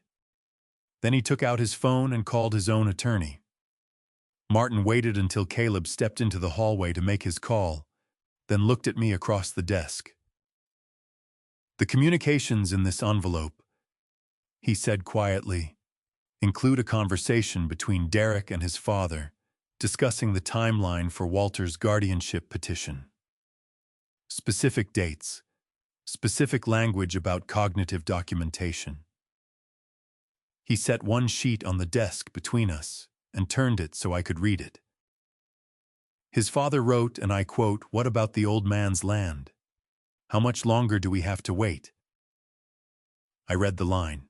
Then I stood up, straightened my coat, and walked to the window that looked out over Market Avenue where Canton was going about its Wednesday morning in the February cold, and I let the anger move through me the way cold moves through a building, finding every gap, testing every seal until I had felt all of it and could set it aside and think clearly again. "Then we are ready," I said. "All of them." Derek came on a Thursday, which was unusual. His visits had settled into a pattern over the month's Wednesdays and occasional Saturdays. When the pattern changed, something had changed in him first. I filed that away before he came through the door. He brought a casserole his mother had made, he said, because she had been thinking about me. I thanked him and put it in the refrigerator, and did not mention that his mother had never once sent me food in 3 years of marriage to my daughter. We sat in the living room, him in Beverly's chair, me in mine, the television off, because Derek preferred to talk without competition. He was in good spirits. Not the careful, managed warmth of his earlier visits, but something looser, the confidence of a man who believes a difficult project is nearly finished. He asked how I was sleeping. Not well, I told him, which was true. He asked if I had been taking my supplements. "Every morning," I said. He nodded with the satisfaction of a man whose instructions are being followed. Then he excused himself to use the bathroom. The bathroom was at the end of the hall, past the kitchen, past the counter where the supplement bottle sat beside the coffee maker. I counted his footsteps. I heard them slow at the kitchen doorway. I heard a hand lift a small plastic bottle. 8 seconds. The bottle set back down. Then the footsteps continued. I kept my face pointed at the middle distance, the expression of a man whose thoughts moved at the pace of cold honey. When Derek came back and settled into Beverly's chair, I watched him without appearing to watch him, the skill of 40 years on job sites. Something had shifted in his eyes. Not alarm. The specific attention of a man who has noticed a discrepancy and has not yet decided what to do with it. He stayed 40 more minutes. Same surface conversation, the weather, a project, gentle questions about Carrington Road. But underneath, he was watching me the way I had been watching him, recalibrating. After he left, I waited 10 minutes. Then I counted the pills. 31. The bottle had started with 60 at the last refill 11 days ago. At 2 pills a day, there should have been 38. I had been pocketing 2 pills each morning and flushing them. Derek had counted the bottle. The number did not match what he expected. He knew something was wrong. I called Martin from the back porch, standing in the February cold in my flannel shirt, because I did not want the call carrying through the walls. He counted the pills, I said. A pause. How certain are you? Certain enough. He came on a Thursday. He went to the bathroom by way of the kitchen counter. He came back with different eyes. Martin was quiet in the particular way he got quiet when pressure was building behind something. If he suspects you are not taking the supplements, he will not wait for the cognitive decline he expected. He will test you. Documents a proposition, something a genuinely impaired man could not evaluate correctly. He wants to know whether you have been playing him. Then I need to fail the test convincingly enough that he commits to the next step, I said. Yes, and when he commits, we need the room ready. A pause. Walter, I have been in contact with a detective. Carl Ramirez, Financial Crimes Unit, 22 years on the force. He has reviewed everything we have assembled. He believes we are close to the threshold for a warrant. But he wants a recorded admission. He wants Derek's own words. I pulled the flannel tighter against the cold. How long before Derek moves on his own? A week, maybe less.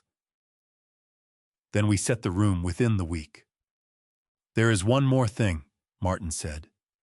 Frank tracked down the property management company Derek used in the Raymond Cole transaction. Lakeshore Asset Holdings.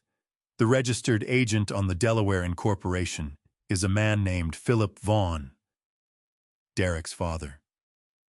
Directly, Martin said before I could ask. His signature is on the asset transfer documents. He was not a bystander, Walter. He was a co-architect.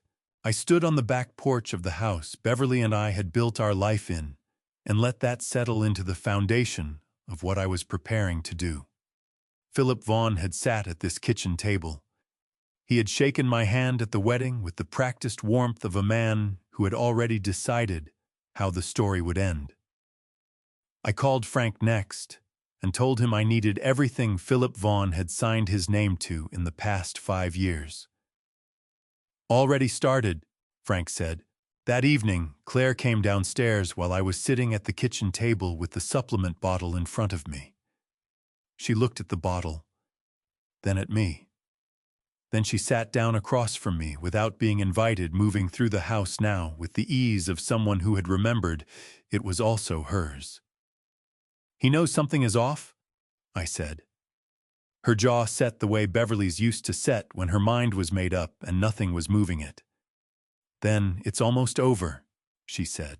I looked at my daughter and thought that whatever Derek had spent months trying to take from her, he had not managed to take that. Almost, I said. I picked up the phone and called Martin one last time. Set up the meeting with Ramirez, as I said, and start building the room. Martin had the substitute documents ready by Friday morning.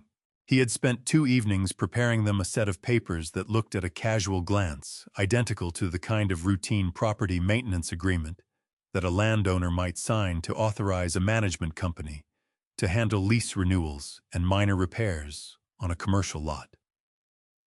They were real documents, legally sound, containing nothing that could harm me or transfer any interest in any property to any party.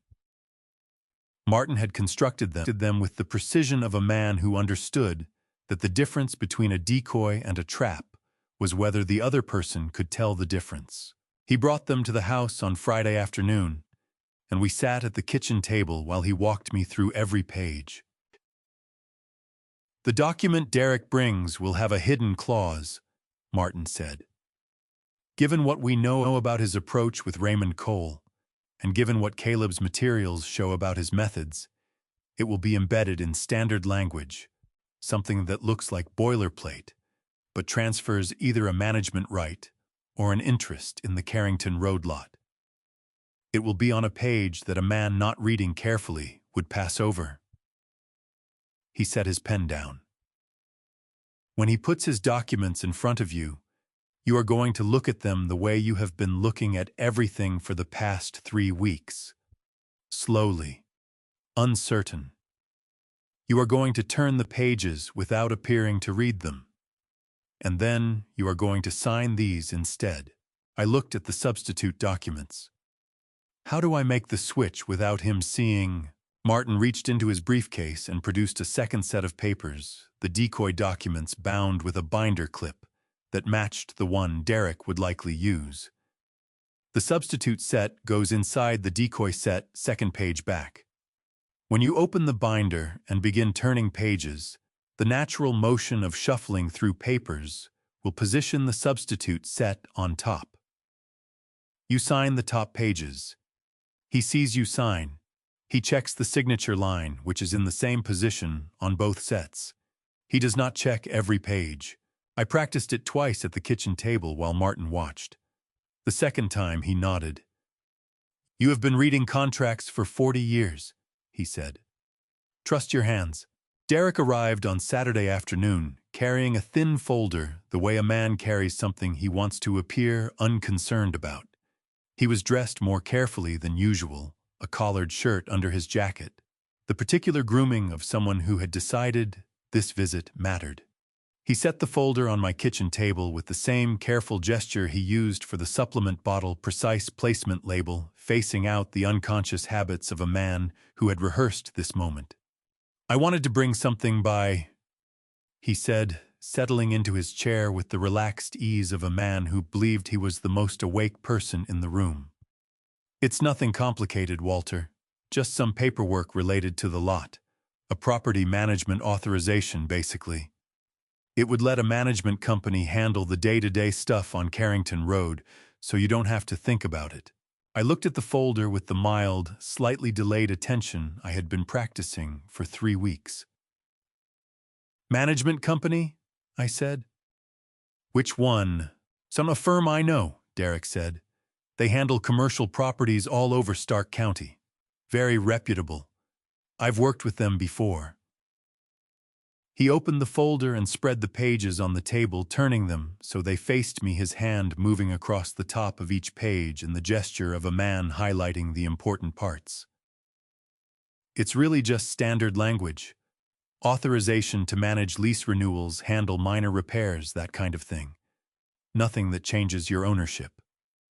I reached for the pages with both hands, the slow, careful reach of a man whose coordination was not what it had been, and drew them toward me. The hidden clause was on page 4. It was embedded in a paragraph about management fee structures, a subordinate clause in the third sentence that granted the management company the right to negotiate lease modifications on behalf of the property owner, including modifications to the principal terms of any existing commercial lease. In Ohio property law, the right to modify principal lease terms without further owner authorization could be used to restructure the commercial arrangements on the lot in ways that would effectively transfer its economic value while leaving my name on the title. It was elegant in the way that dishonest things sometimes are when the person constructing them is intelligent. I read it at the pace of a man who was not reading it, my finger moving across the lines without pausing at the clause, my expression carrying the mild, unfocused quality of someone for whom the words were not quite resolving into meaning. "Looks like a lot of pages," I said. "It is a bit," Derek agreed. His voice was warm and patient. "But it's all standard. I can walk you through it if you like." No. I waved a hand with the vague, slightly impatient gesture of an old man who does not want to be talked through things. "You said it was fine." I trust you. I reached for the pen he had set on the table. Here was the moment Martin and I had rehearsed. I fumbled the pen slightly, letting it roll toward the edge of the table, and as I reached to catch it with my right hand, I used my left to open the folder wider, and in the natural motion of stabilizing the papers, I positioned the substitute set on top. My right hand found the pen. I looked at the signature line. I signed. Derek leaned forward slightly to watch me sign. I kept my hand moving at the slow, slightly unsteady pace of a man whose fine motor control was not reliable. When I finished, I pushed the folder back toward him with the satisfied expression of a man who has completed a task he found confusing but is glad is over. Derek picked up the folder and looked at the signature. His shoulders dropped a fraction of an inch. Not relief exactly. The drop was too small and too controlled for relief.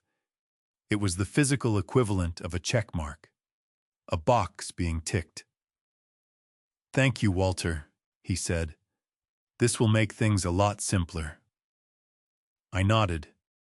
"You take care of everything. I don't know what I'd do without you." He left 20 minutes later, folder under his arm, and I sat in the kitchen and listened to his car back out of the driveway and pull away down Birchwood Lane. Then I called Martin. "He took it," I said. "The substitute set." He checked the signature line and put it in the folder without looking further. I set the pen down on the table. "He has no idea what he actually walked out with." Martin exhaled. "Then he is going to spend the next 48 hours believing the lot is within reach, which means he will make his final move within the week. He will not wait longer than that, because men like Derek do not sit on a win they believe they have already secured." I looked at the kitchen table where the papers had been spread, at the empty space where Derek's folder had sat. "Petit Martin," I said. "Claire called me this afternoon while you were here. She said the baby is getting close." A pause.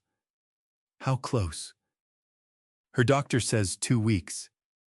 Maybe less."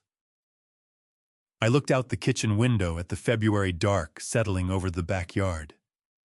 "We need the room ready before the baby comes. I want this finished before my grandchild arrives in a world where Derek Vaughn is still walking free." "I will call Ramirez tonight," Martin said. "We will have the room ready by Wednesday." I sat alone in the kitchen for a long time after that, in the house where Beverly's handwriting was still on the filing cabinet tabs, and Claire's old drawings were still penciled on the doorframe where we used to measure her height every birthday. I thought about what it meant to build something that lasted, about what it cost to protect it. Then I got up, checked that the doors were locked, and went upstairs to knock on Claire's door. She opened it, her face soft with the particular tiredness of late pregnancy, Beverly's quilt around her shoulders. "It's almost done," I said. She searched my face. Then she nodded and pressed her cheek briefly against my shoulder the way she used to when she was small and something had frightened her and she needed to confirm that I was solid. I put my arm around her carefully. "Almost," I said again. It happened on a Tuesday night, which was not what any of us had planned for.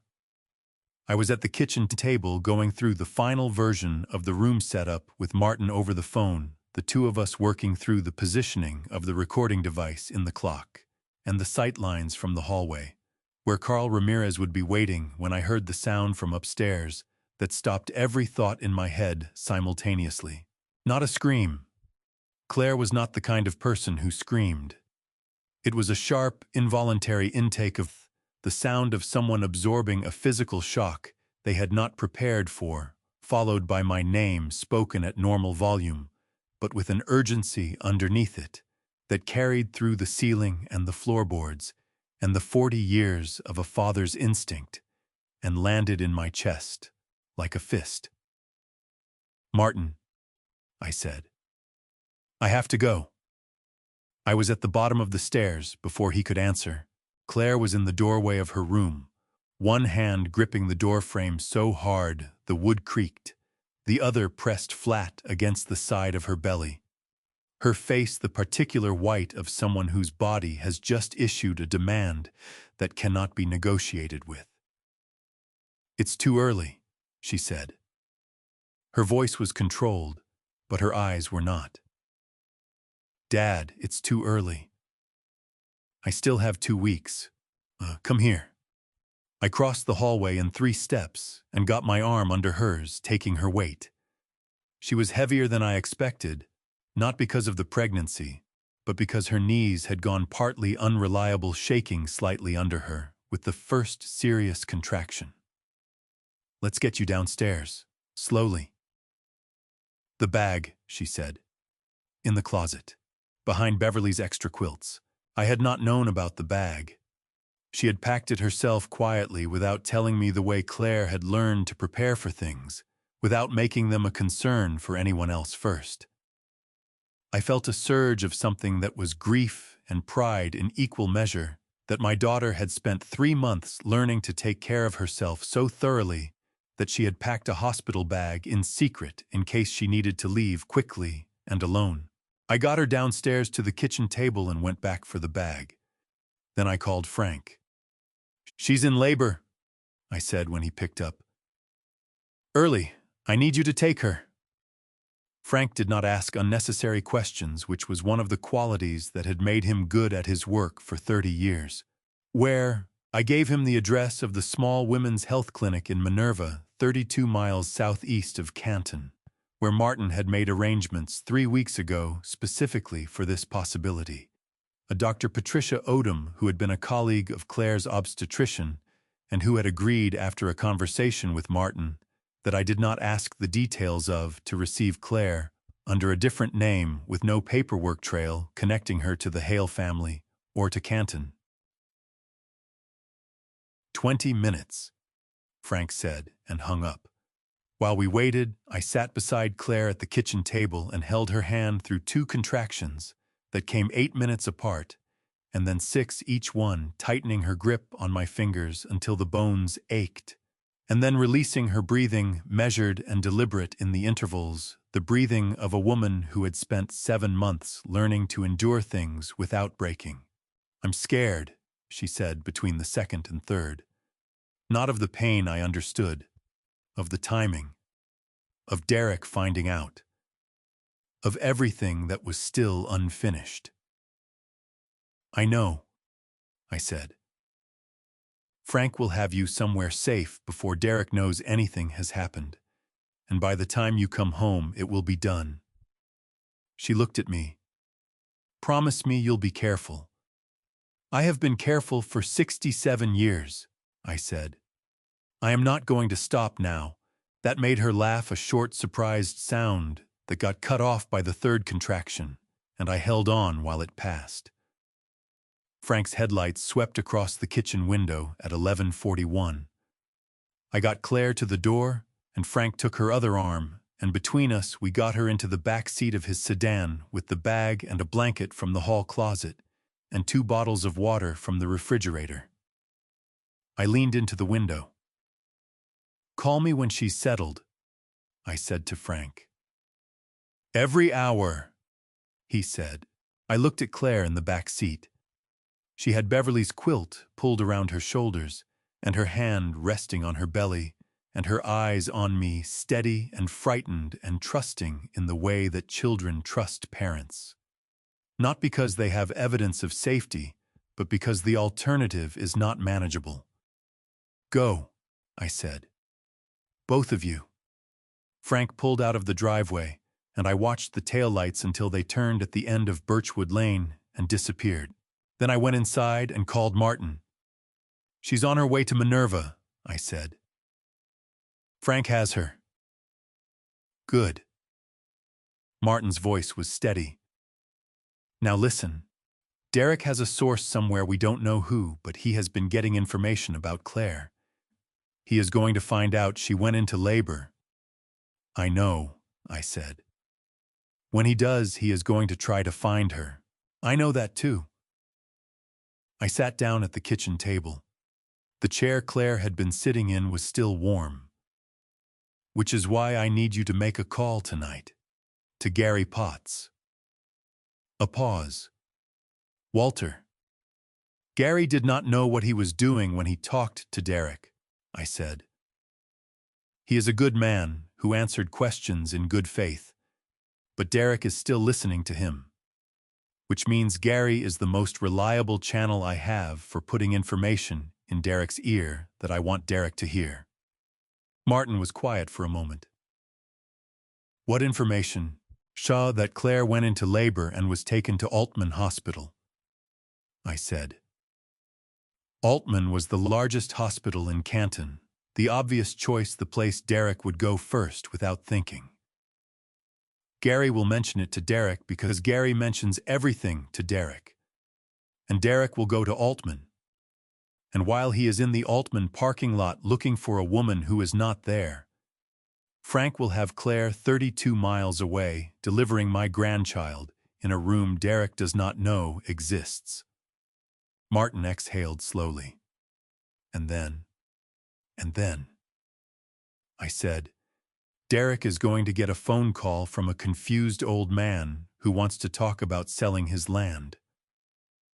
I looked at the clock on the kitchen wall, the one that had hung there since Beverly and I moved in, the one with the brass case, and the steady second-hand tick that I had always found steadying in the way that reliable things are steadying. In 3 days, that clock would have a different function. "Tell Ramirez we move on Friday," I said. "Tell him to have his people in position by noon." I sat alone in the kitchen after I hung up in the house that was too quiet again, in the specific way it got quiet when Claire was not in it, and I did not let myself think about the clinic in Minerva or the contractions that had been 6 minutes apart when Frank pulled out of the driveway. I thought about Eric Vaughn walking through my front door for the last time. Frank arrived at 7 in the morning with a toolbox and a thermos of coffee and the quiet, efficient energy of a man who had spent 30 years preparing for things he hoped would not go wrong and knew sometimes would. He and Martin had been at the house the previous evening, Wednesday, running the setup, while I sat in the kitchen and stayed out of their way, because there are moments when the most useful thing a man can do is trust the people he has chosen and let them work. Martin handled the recording equipment. Frank handled the sightlines.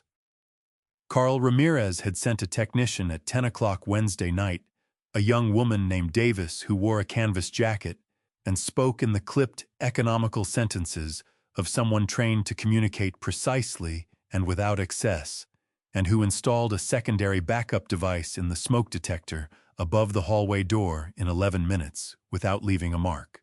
By Thursday morning, everything was in place.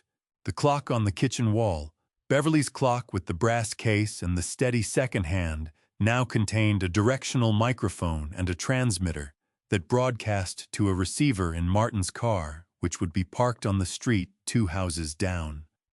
The decorative ceramic bowl on the kitchen counter, the one Beverly had brought back from a craft fair in Sugar Creek 20 years ago, held a secondary audio pickup that covered the far end of the room in case Derek moved away from the table.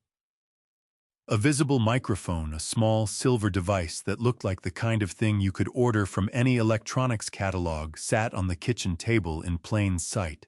That one was not recording anything. That one was the bait. Carl Ramirez arrived at 9 Friday morning, and I understood immediately why Martin trusted him. He was 51 years old, built with the solid, undemonstrative physicality of a man who had spent his career in situations where physical presence mattered and had learned to carry it without broadcasting it. He had dark hair going gray at the temples and eyes that processed a room the way a contractor's eyes process a job site, not looking for what was there, but for what was wrong. He shook my hand at the door and said, "Mr. Hale, Martin has told me a great deal about you. I want you to know that what you have assembled here is one of the most thorough civilian evidence packages I have seen in 22 years on this force. My wife always said I was thorough to the point of inconvenience, I said. Something moved in his face that was close to a smile.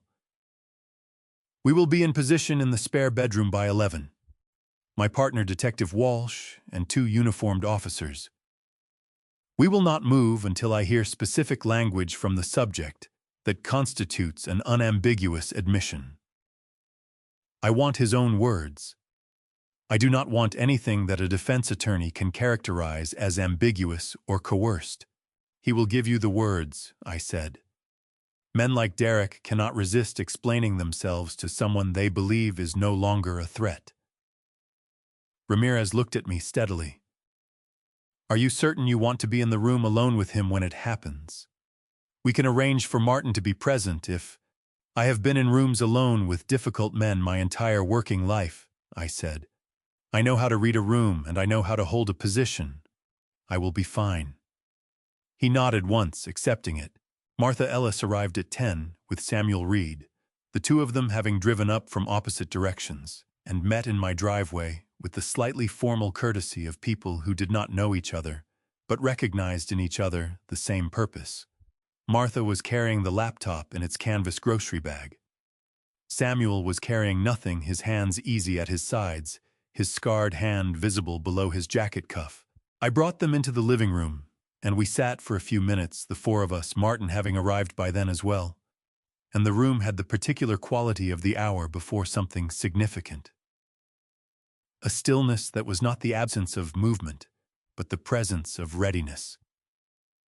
Martha, I said. Thank you for what you did for Claire. Not just the night she ran. All of it. She looked at me with the direct, unsentimental warmth of a woman who had seen enough of life to know that gratitude was best received simply. She needed a porch light, she said. I had one. I looked at Samuel. And you. What Derek did to you was a wrong that should have been addressed years ago. I cannot give you back what you lost, but I can make sure the record shows what actually happened. Samuel's jaw moved once. He looked at his hands, then up at me. That is enough, he said. That has always been enough. I just needed someone to believe it. At 11:15, Martin and Frank and Martha moved to the living room, which had a sight line to the kitchen doorway, but was not visible from Derek's position at the table.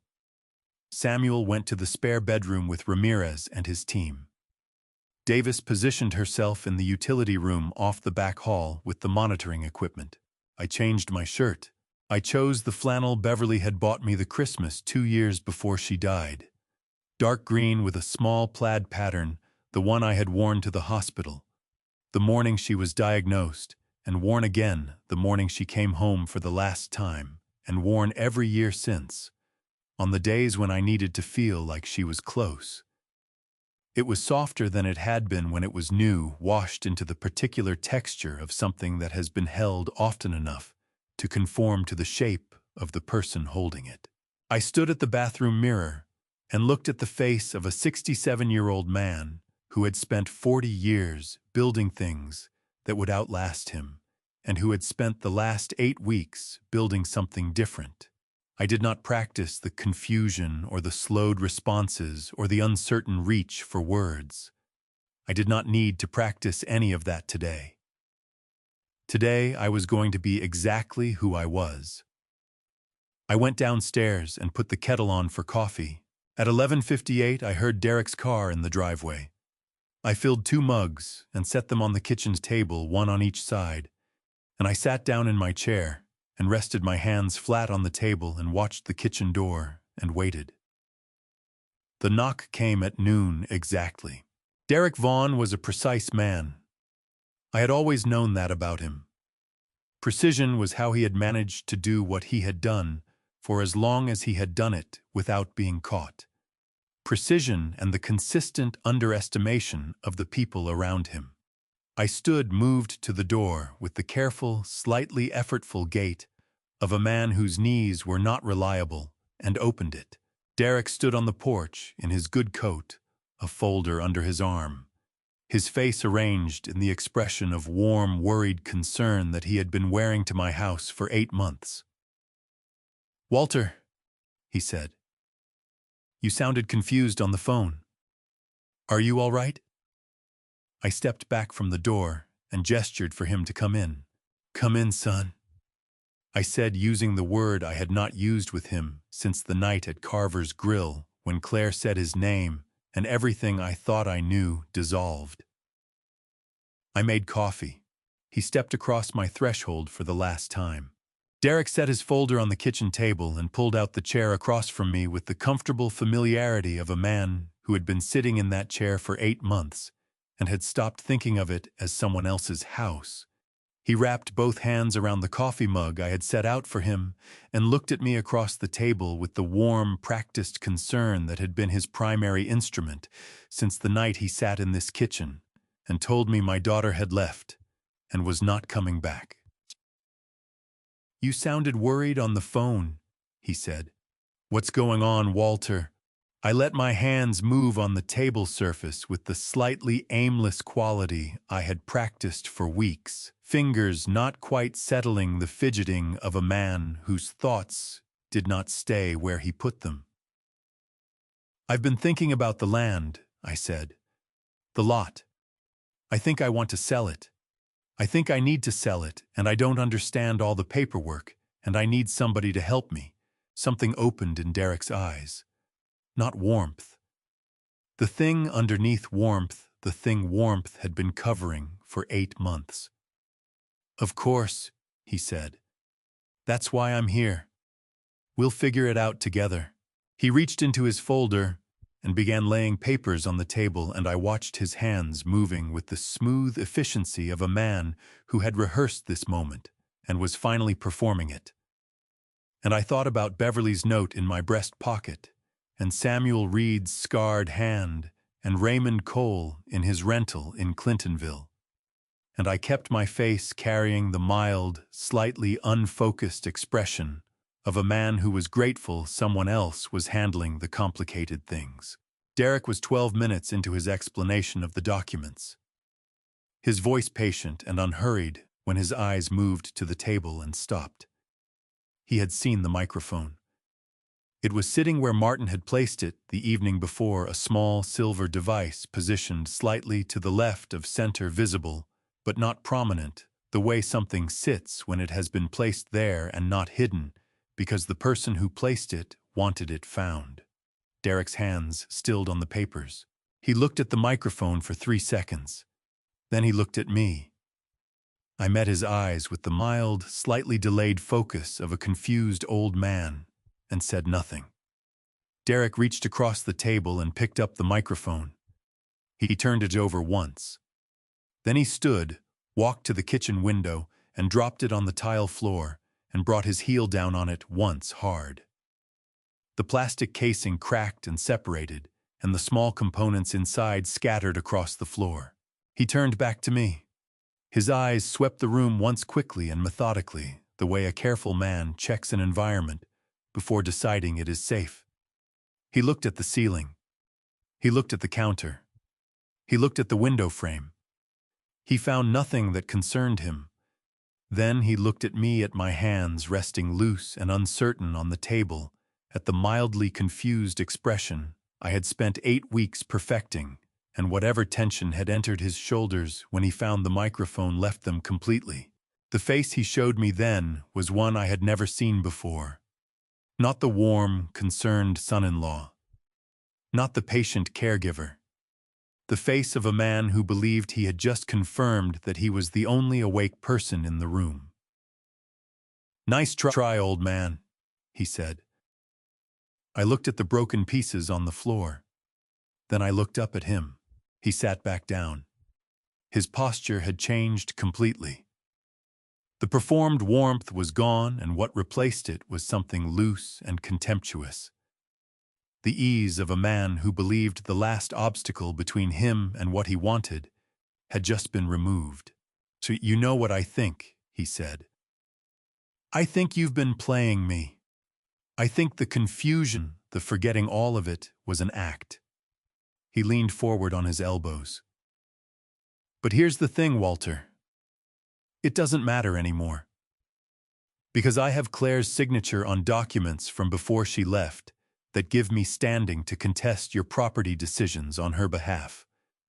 I have a physician in Columbus who will confirm cognitive symptoms, consistent with what I've been documenting for 8 months. And you are a 67-year-old man sitting alone in a kitchen who just had his bluff called. He smiled. So here is what happens now. You sign the lot over to the management company. Claire surfaces eventually, she always does, and when she does, I have custody of my child because I have documentation of her instability going back 3 years. And you spend whatever time you have left in a house that your granddaughter visits on my schedule. He sat back. Or we can do this the hard way. But I don't recommend it. The kitchen was very quiet. I looked at my hands on the table. Then I looked up at the clock on the wall. Beverly's clock brassed case, steady second hand, the one that had hung in this kitchen since the year Claire was born. Derek, I said, and my voice was my own voice, not the slow, uncertain voice of the past 8 weeks, but the voice I had used for 40 years on job sites, when I needed a man to understand that what I was saying was the last thing I was going to say before I acted. Do you see that clock? He glanced at it. What about it? That is the real recording device, I said. The microphone you just destroyed was not connected to anything. It was placed there so you would find it and feel safe. The color left his face in a way I had never seen color leave a face before, not gradually, but all at once, like something had been switched off behind his eyes. Though everything you just said, I continued, is on a transmission that Martin Shaw has been monitoring from 2 houses down for the past 40 minutes. Detective Carl Ramirez of the Canton Police Financial Crimes Unit has been in my spare bedroom since 11 o'clock this morning, with a warrant and 2 uniformed officers. I folded my hands on the table. Claire is safe. The baby is safe. And you have, just in your own words, and without any ambiguity whatsoever, described your intentions clearly enough that no defense attorney in the state of Ohio is going to be able to characterize what you said as anything other than what it was. Derek's mouth opened. Claire, I said, looking toward the hallway. I think you've heard enough. The hallway door swung wide. Detective Carl Ramirez stepped into the kitchen first, his badge catching the overhead light, flanked by 2 uniformed officers whose presence made the room feel instantly contained and immovable. Behind them, emerging from the living room doorway where they had been waiting since 11, came Frank Doyle, Martha Ellis, and Samuel Reed. Derek spun around in his chair, his hands flying up defensively as his chair scraped back against the linoleum. Whatever defense he had been preparing dissolved completely in his throat when he took in the badges, the recording equipment, and the cold, professional stare of Carl Ramirez. Derek Vaughn. Ramirez said, his voice completely level and unhurried. You are under arrest for elder financial exploitation, felony forgery, and criminal conspiracy. You have the right to remain silent. Anything you say can and will be used against you. Derek's gaze darted between me, Ramirez, and the officers with the frantic, recalculating panic of a man whose internal scaffolding had just given way completely. Wait, listen to me. This is a misunderstanding, Derek stammered, pulling back as an officer stepped forward. Walter is confused. He doesn't know what he's talking about. Turn around and place your hands behind your back, Mr. Vaughn, the officer ordered. The metal handcuffs clicked shut with a sharp, heavy finality I had been waiting months to hear. As they turned Derek toward the front entryway, the side door opened softly. Claire stepped into the kitchen. She was pale, moving with the measured care of a woman who had given birth only 3 days ago, wrapped in Beverly's favorite handmade quilt.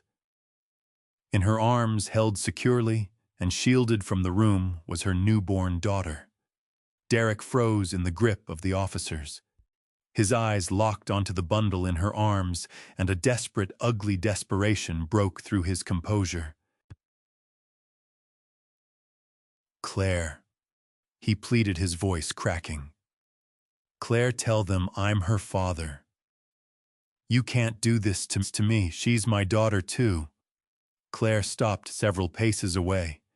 She looked at him with an expression completely cleared of fear, stripped down to pure, quiet certainty. "You only remember you're a father," she said, her voice steady and clear, "when you think she can help you take my father's money." Derek opened his mouth, but Ramirez guided him firmly toward the front door. "Let's go." The front door opened and shut, and the house settled into the profound relief of an absence that was long overdue. Claire crossed the room slowly and sat down in the chair beside me. Without a word, she gently transferred my granddaughter into my arms. The baby weighed almost nothing, yet she felt like the heaviest, most important thing in the world. She had Beverly's forehead, the same smooth, wide line I had traced 30 years ago when Claire was born. "Hello, little one," I whispered, my voice rough. "I'm your grandfather. I've been waiting for you." She gave a small flutter of her eyelids, her tiny hand curling against the edge of the blanket. Outside, the February cold pressed against the window panes, but inside the kitchen smelled of fresh coffee and the familiar cedar scent of Beverly's quilt. Martha Ellis was quietly dabbing her eyes with a kitchen towel while Frank poured coffee for Samuel Reed. Claire let out a soft, breathy laugh, a sound so full and warm it took up every empty corner of the house. I looked at my daughter, and then down at the child sleeping against my chest. For 40 years, I had believed my life's work was the steel and concrete buildings I left standing across Ohio. Looking at them now, I understood I had been wrong all along. This was the foundation. This was what was meant to stand. I spent 40 years building structures meant to outlast me. But I almost let the most important one collapse while I was looking the other way. Don't be like me. Don't wait until your daughter is standing in a restaurant in a stained apron, 7 months pregnant and terrified, before you ask the questions you should have asked years ago. I was so proud of reading blueprints that I forgot to read the people living inside the walls I built. What people call Dad's revenge was never about anger for me. It was about correction. For those of us who are adults, 50 plus, the hardest lesson is admitting we can still be wrong about the people we love most. I moved too slowly. I trusted too easily. I confused loyalty with blindness, and it nearly cost me everything. I believe God put me in that restaurant on that Tuesday night. Not by accident, by design. My personal opinion: real Dad's revenge is not raising your voice. It is raising your standards. For the people you trust, for the truth you accept, and for the legacy you protect. Every adult's 50-plus man and woman who has built something from nothing knows exactly what I mean. If this story stayed with you, leave a comment and tell me why. Share it with someone who needs to hear it. And if stories like this matter to you, subscribing to this channel ensures you never miss the next one. For every adult's 50-plus soul who stayed until the very last word of this Dad's revenge story, thank you. That means everything. The stories ahead contain certain dramatized elements crafted to carry a message worth your time. If that is not your preference, feel free to find content that serves you better.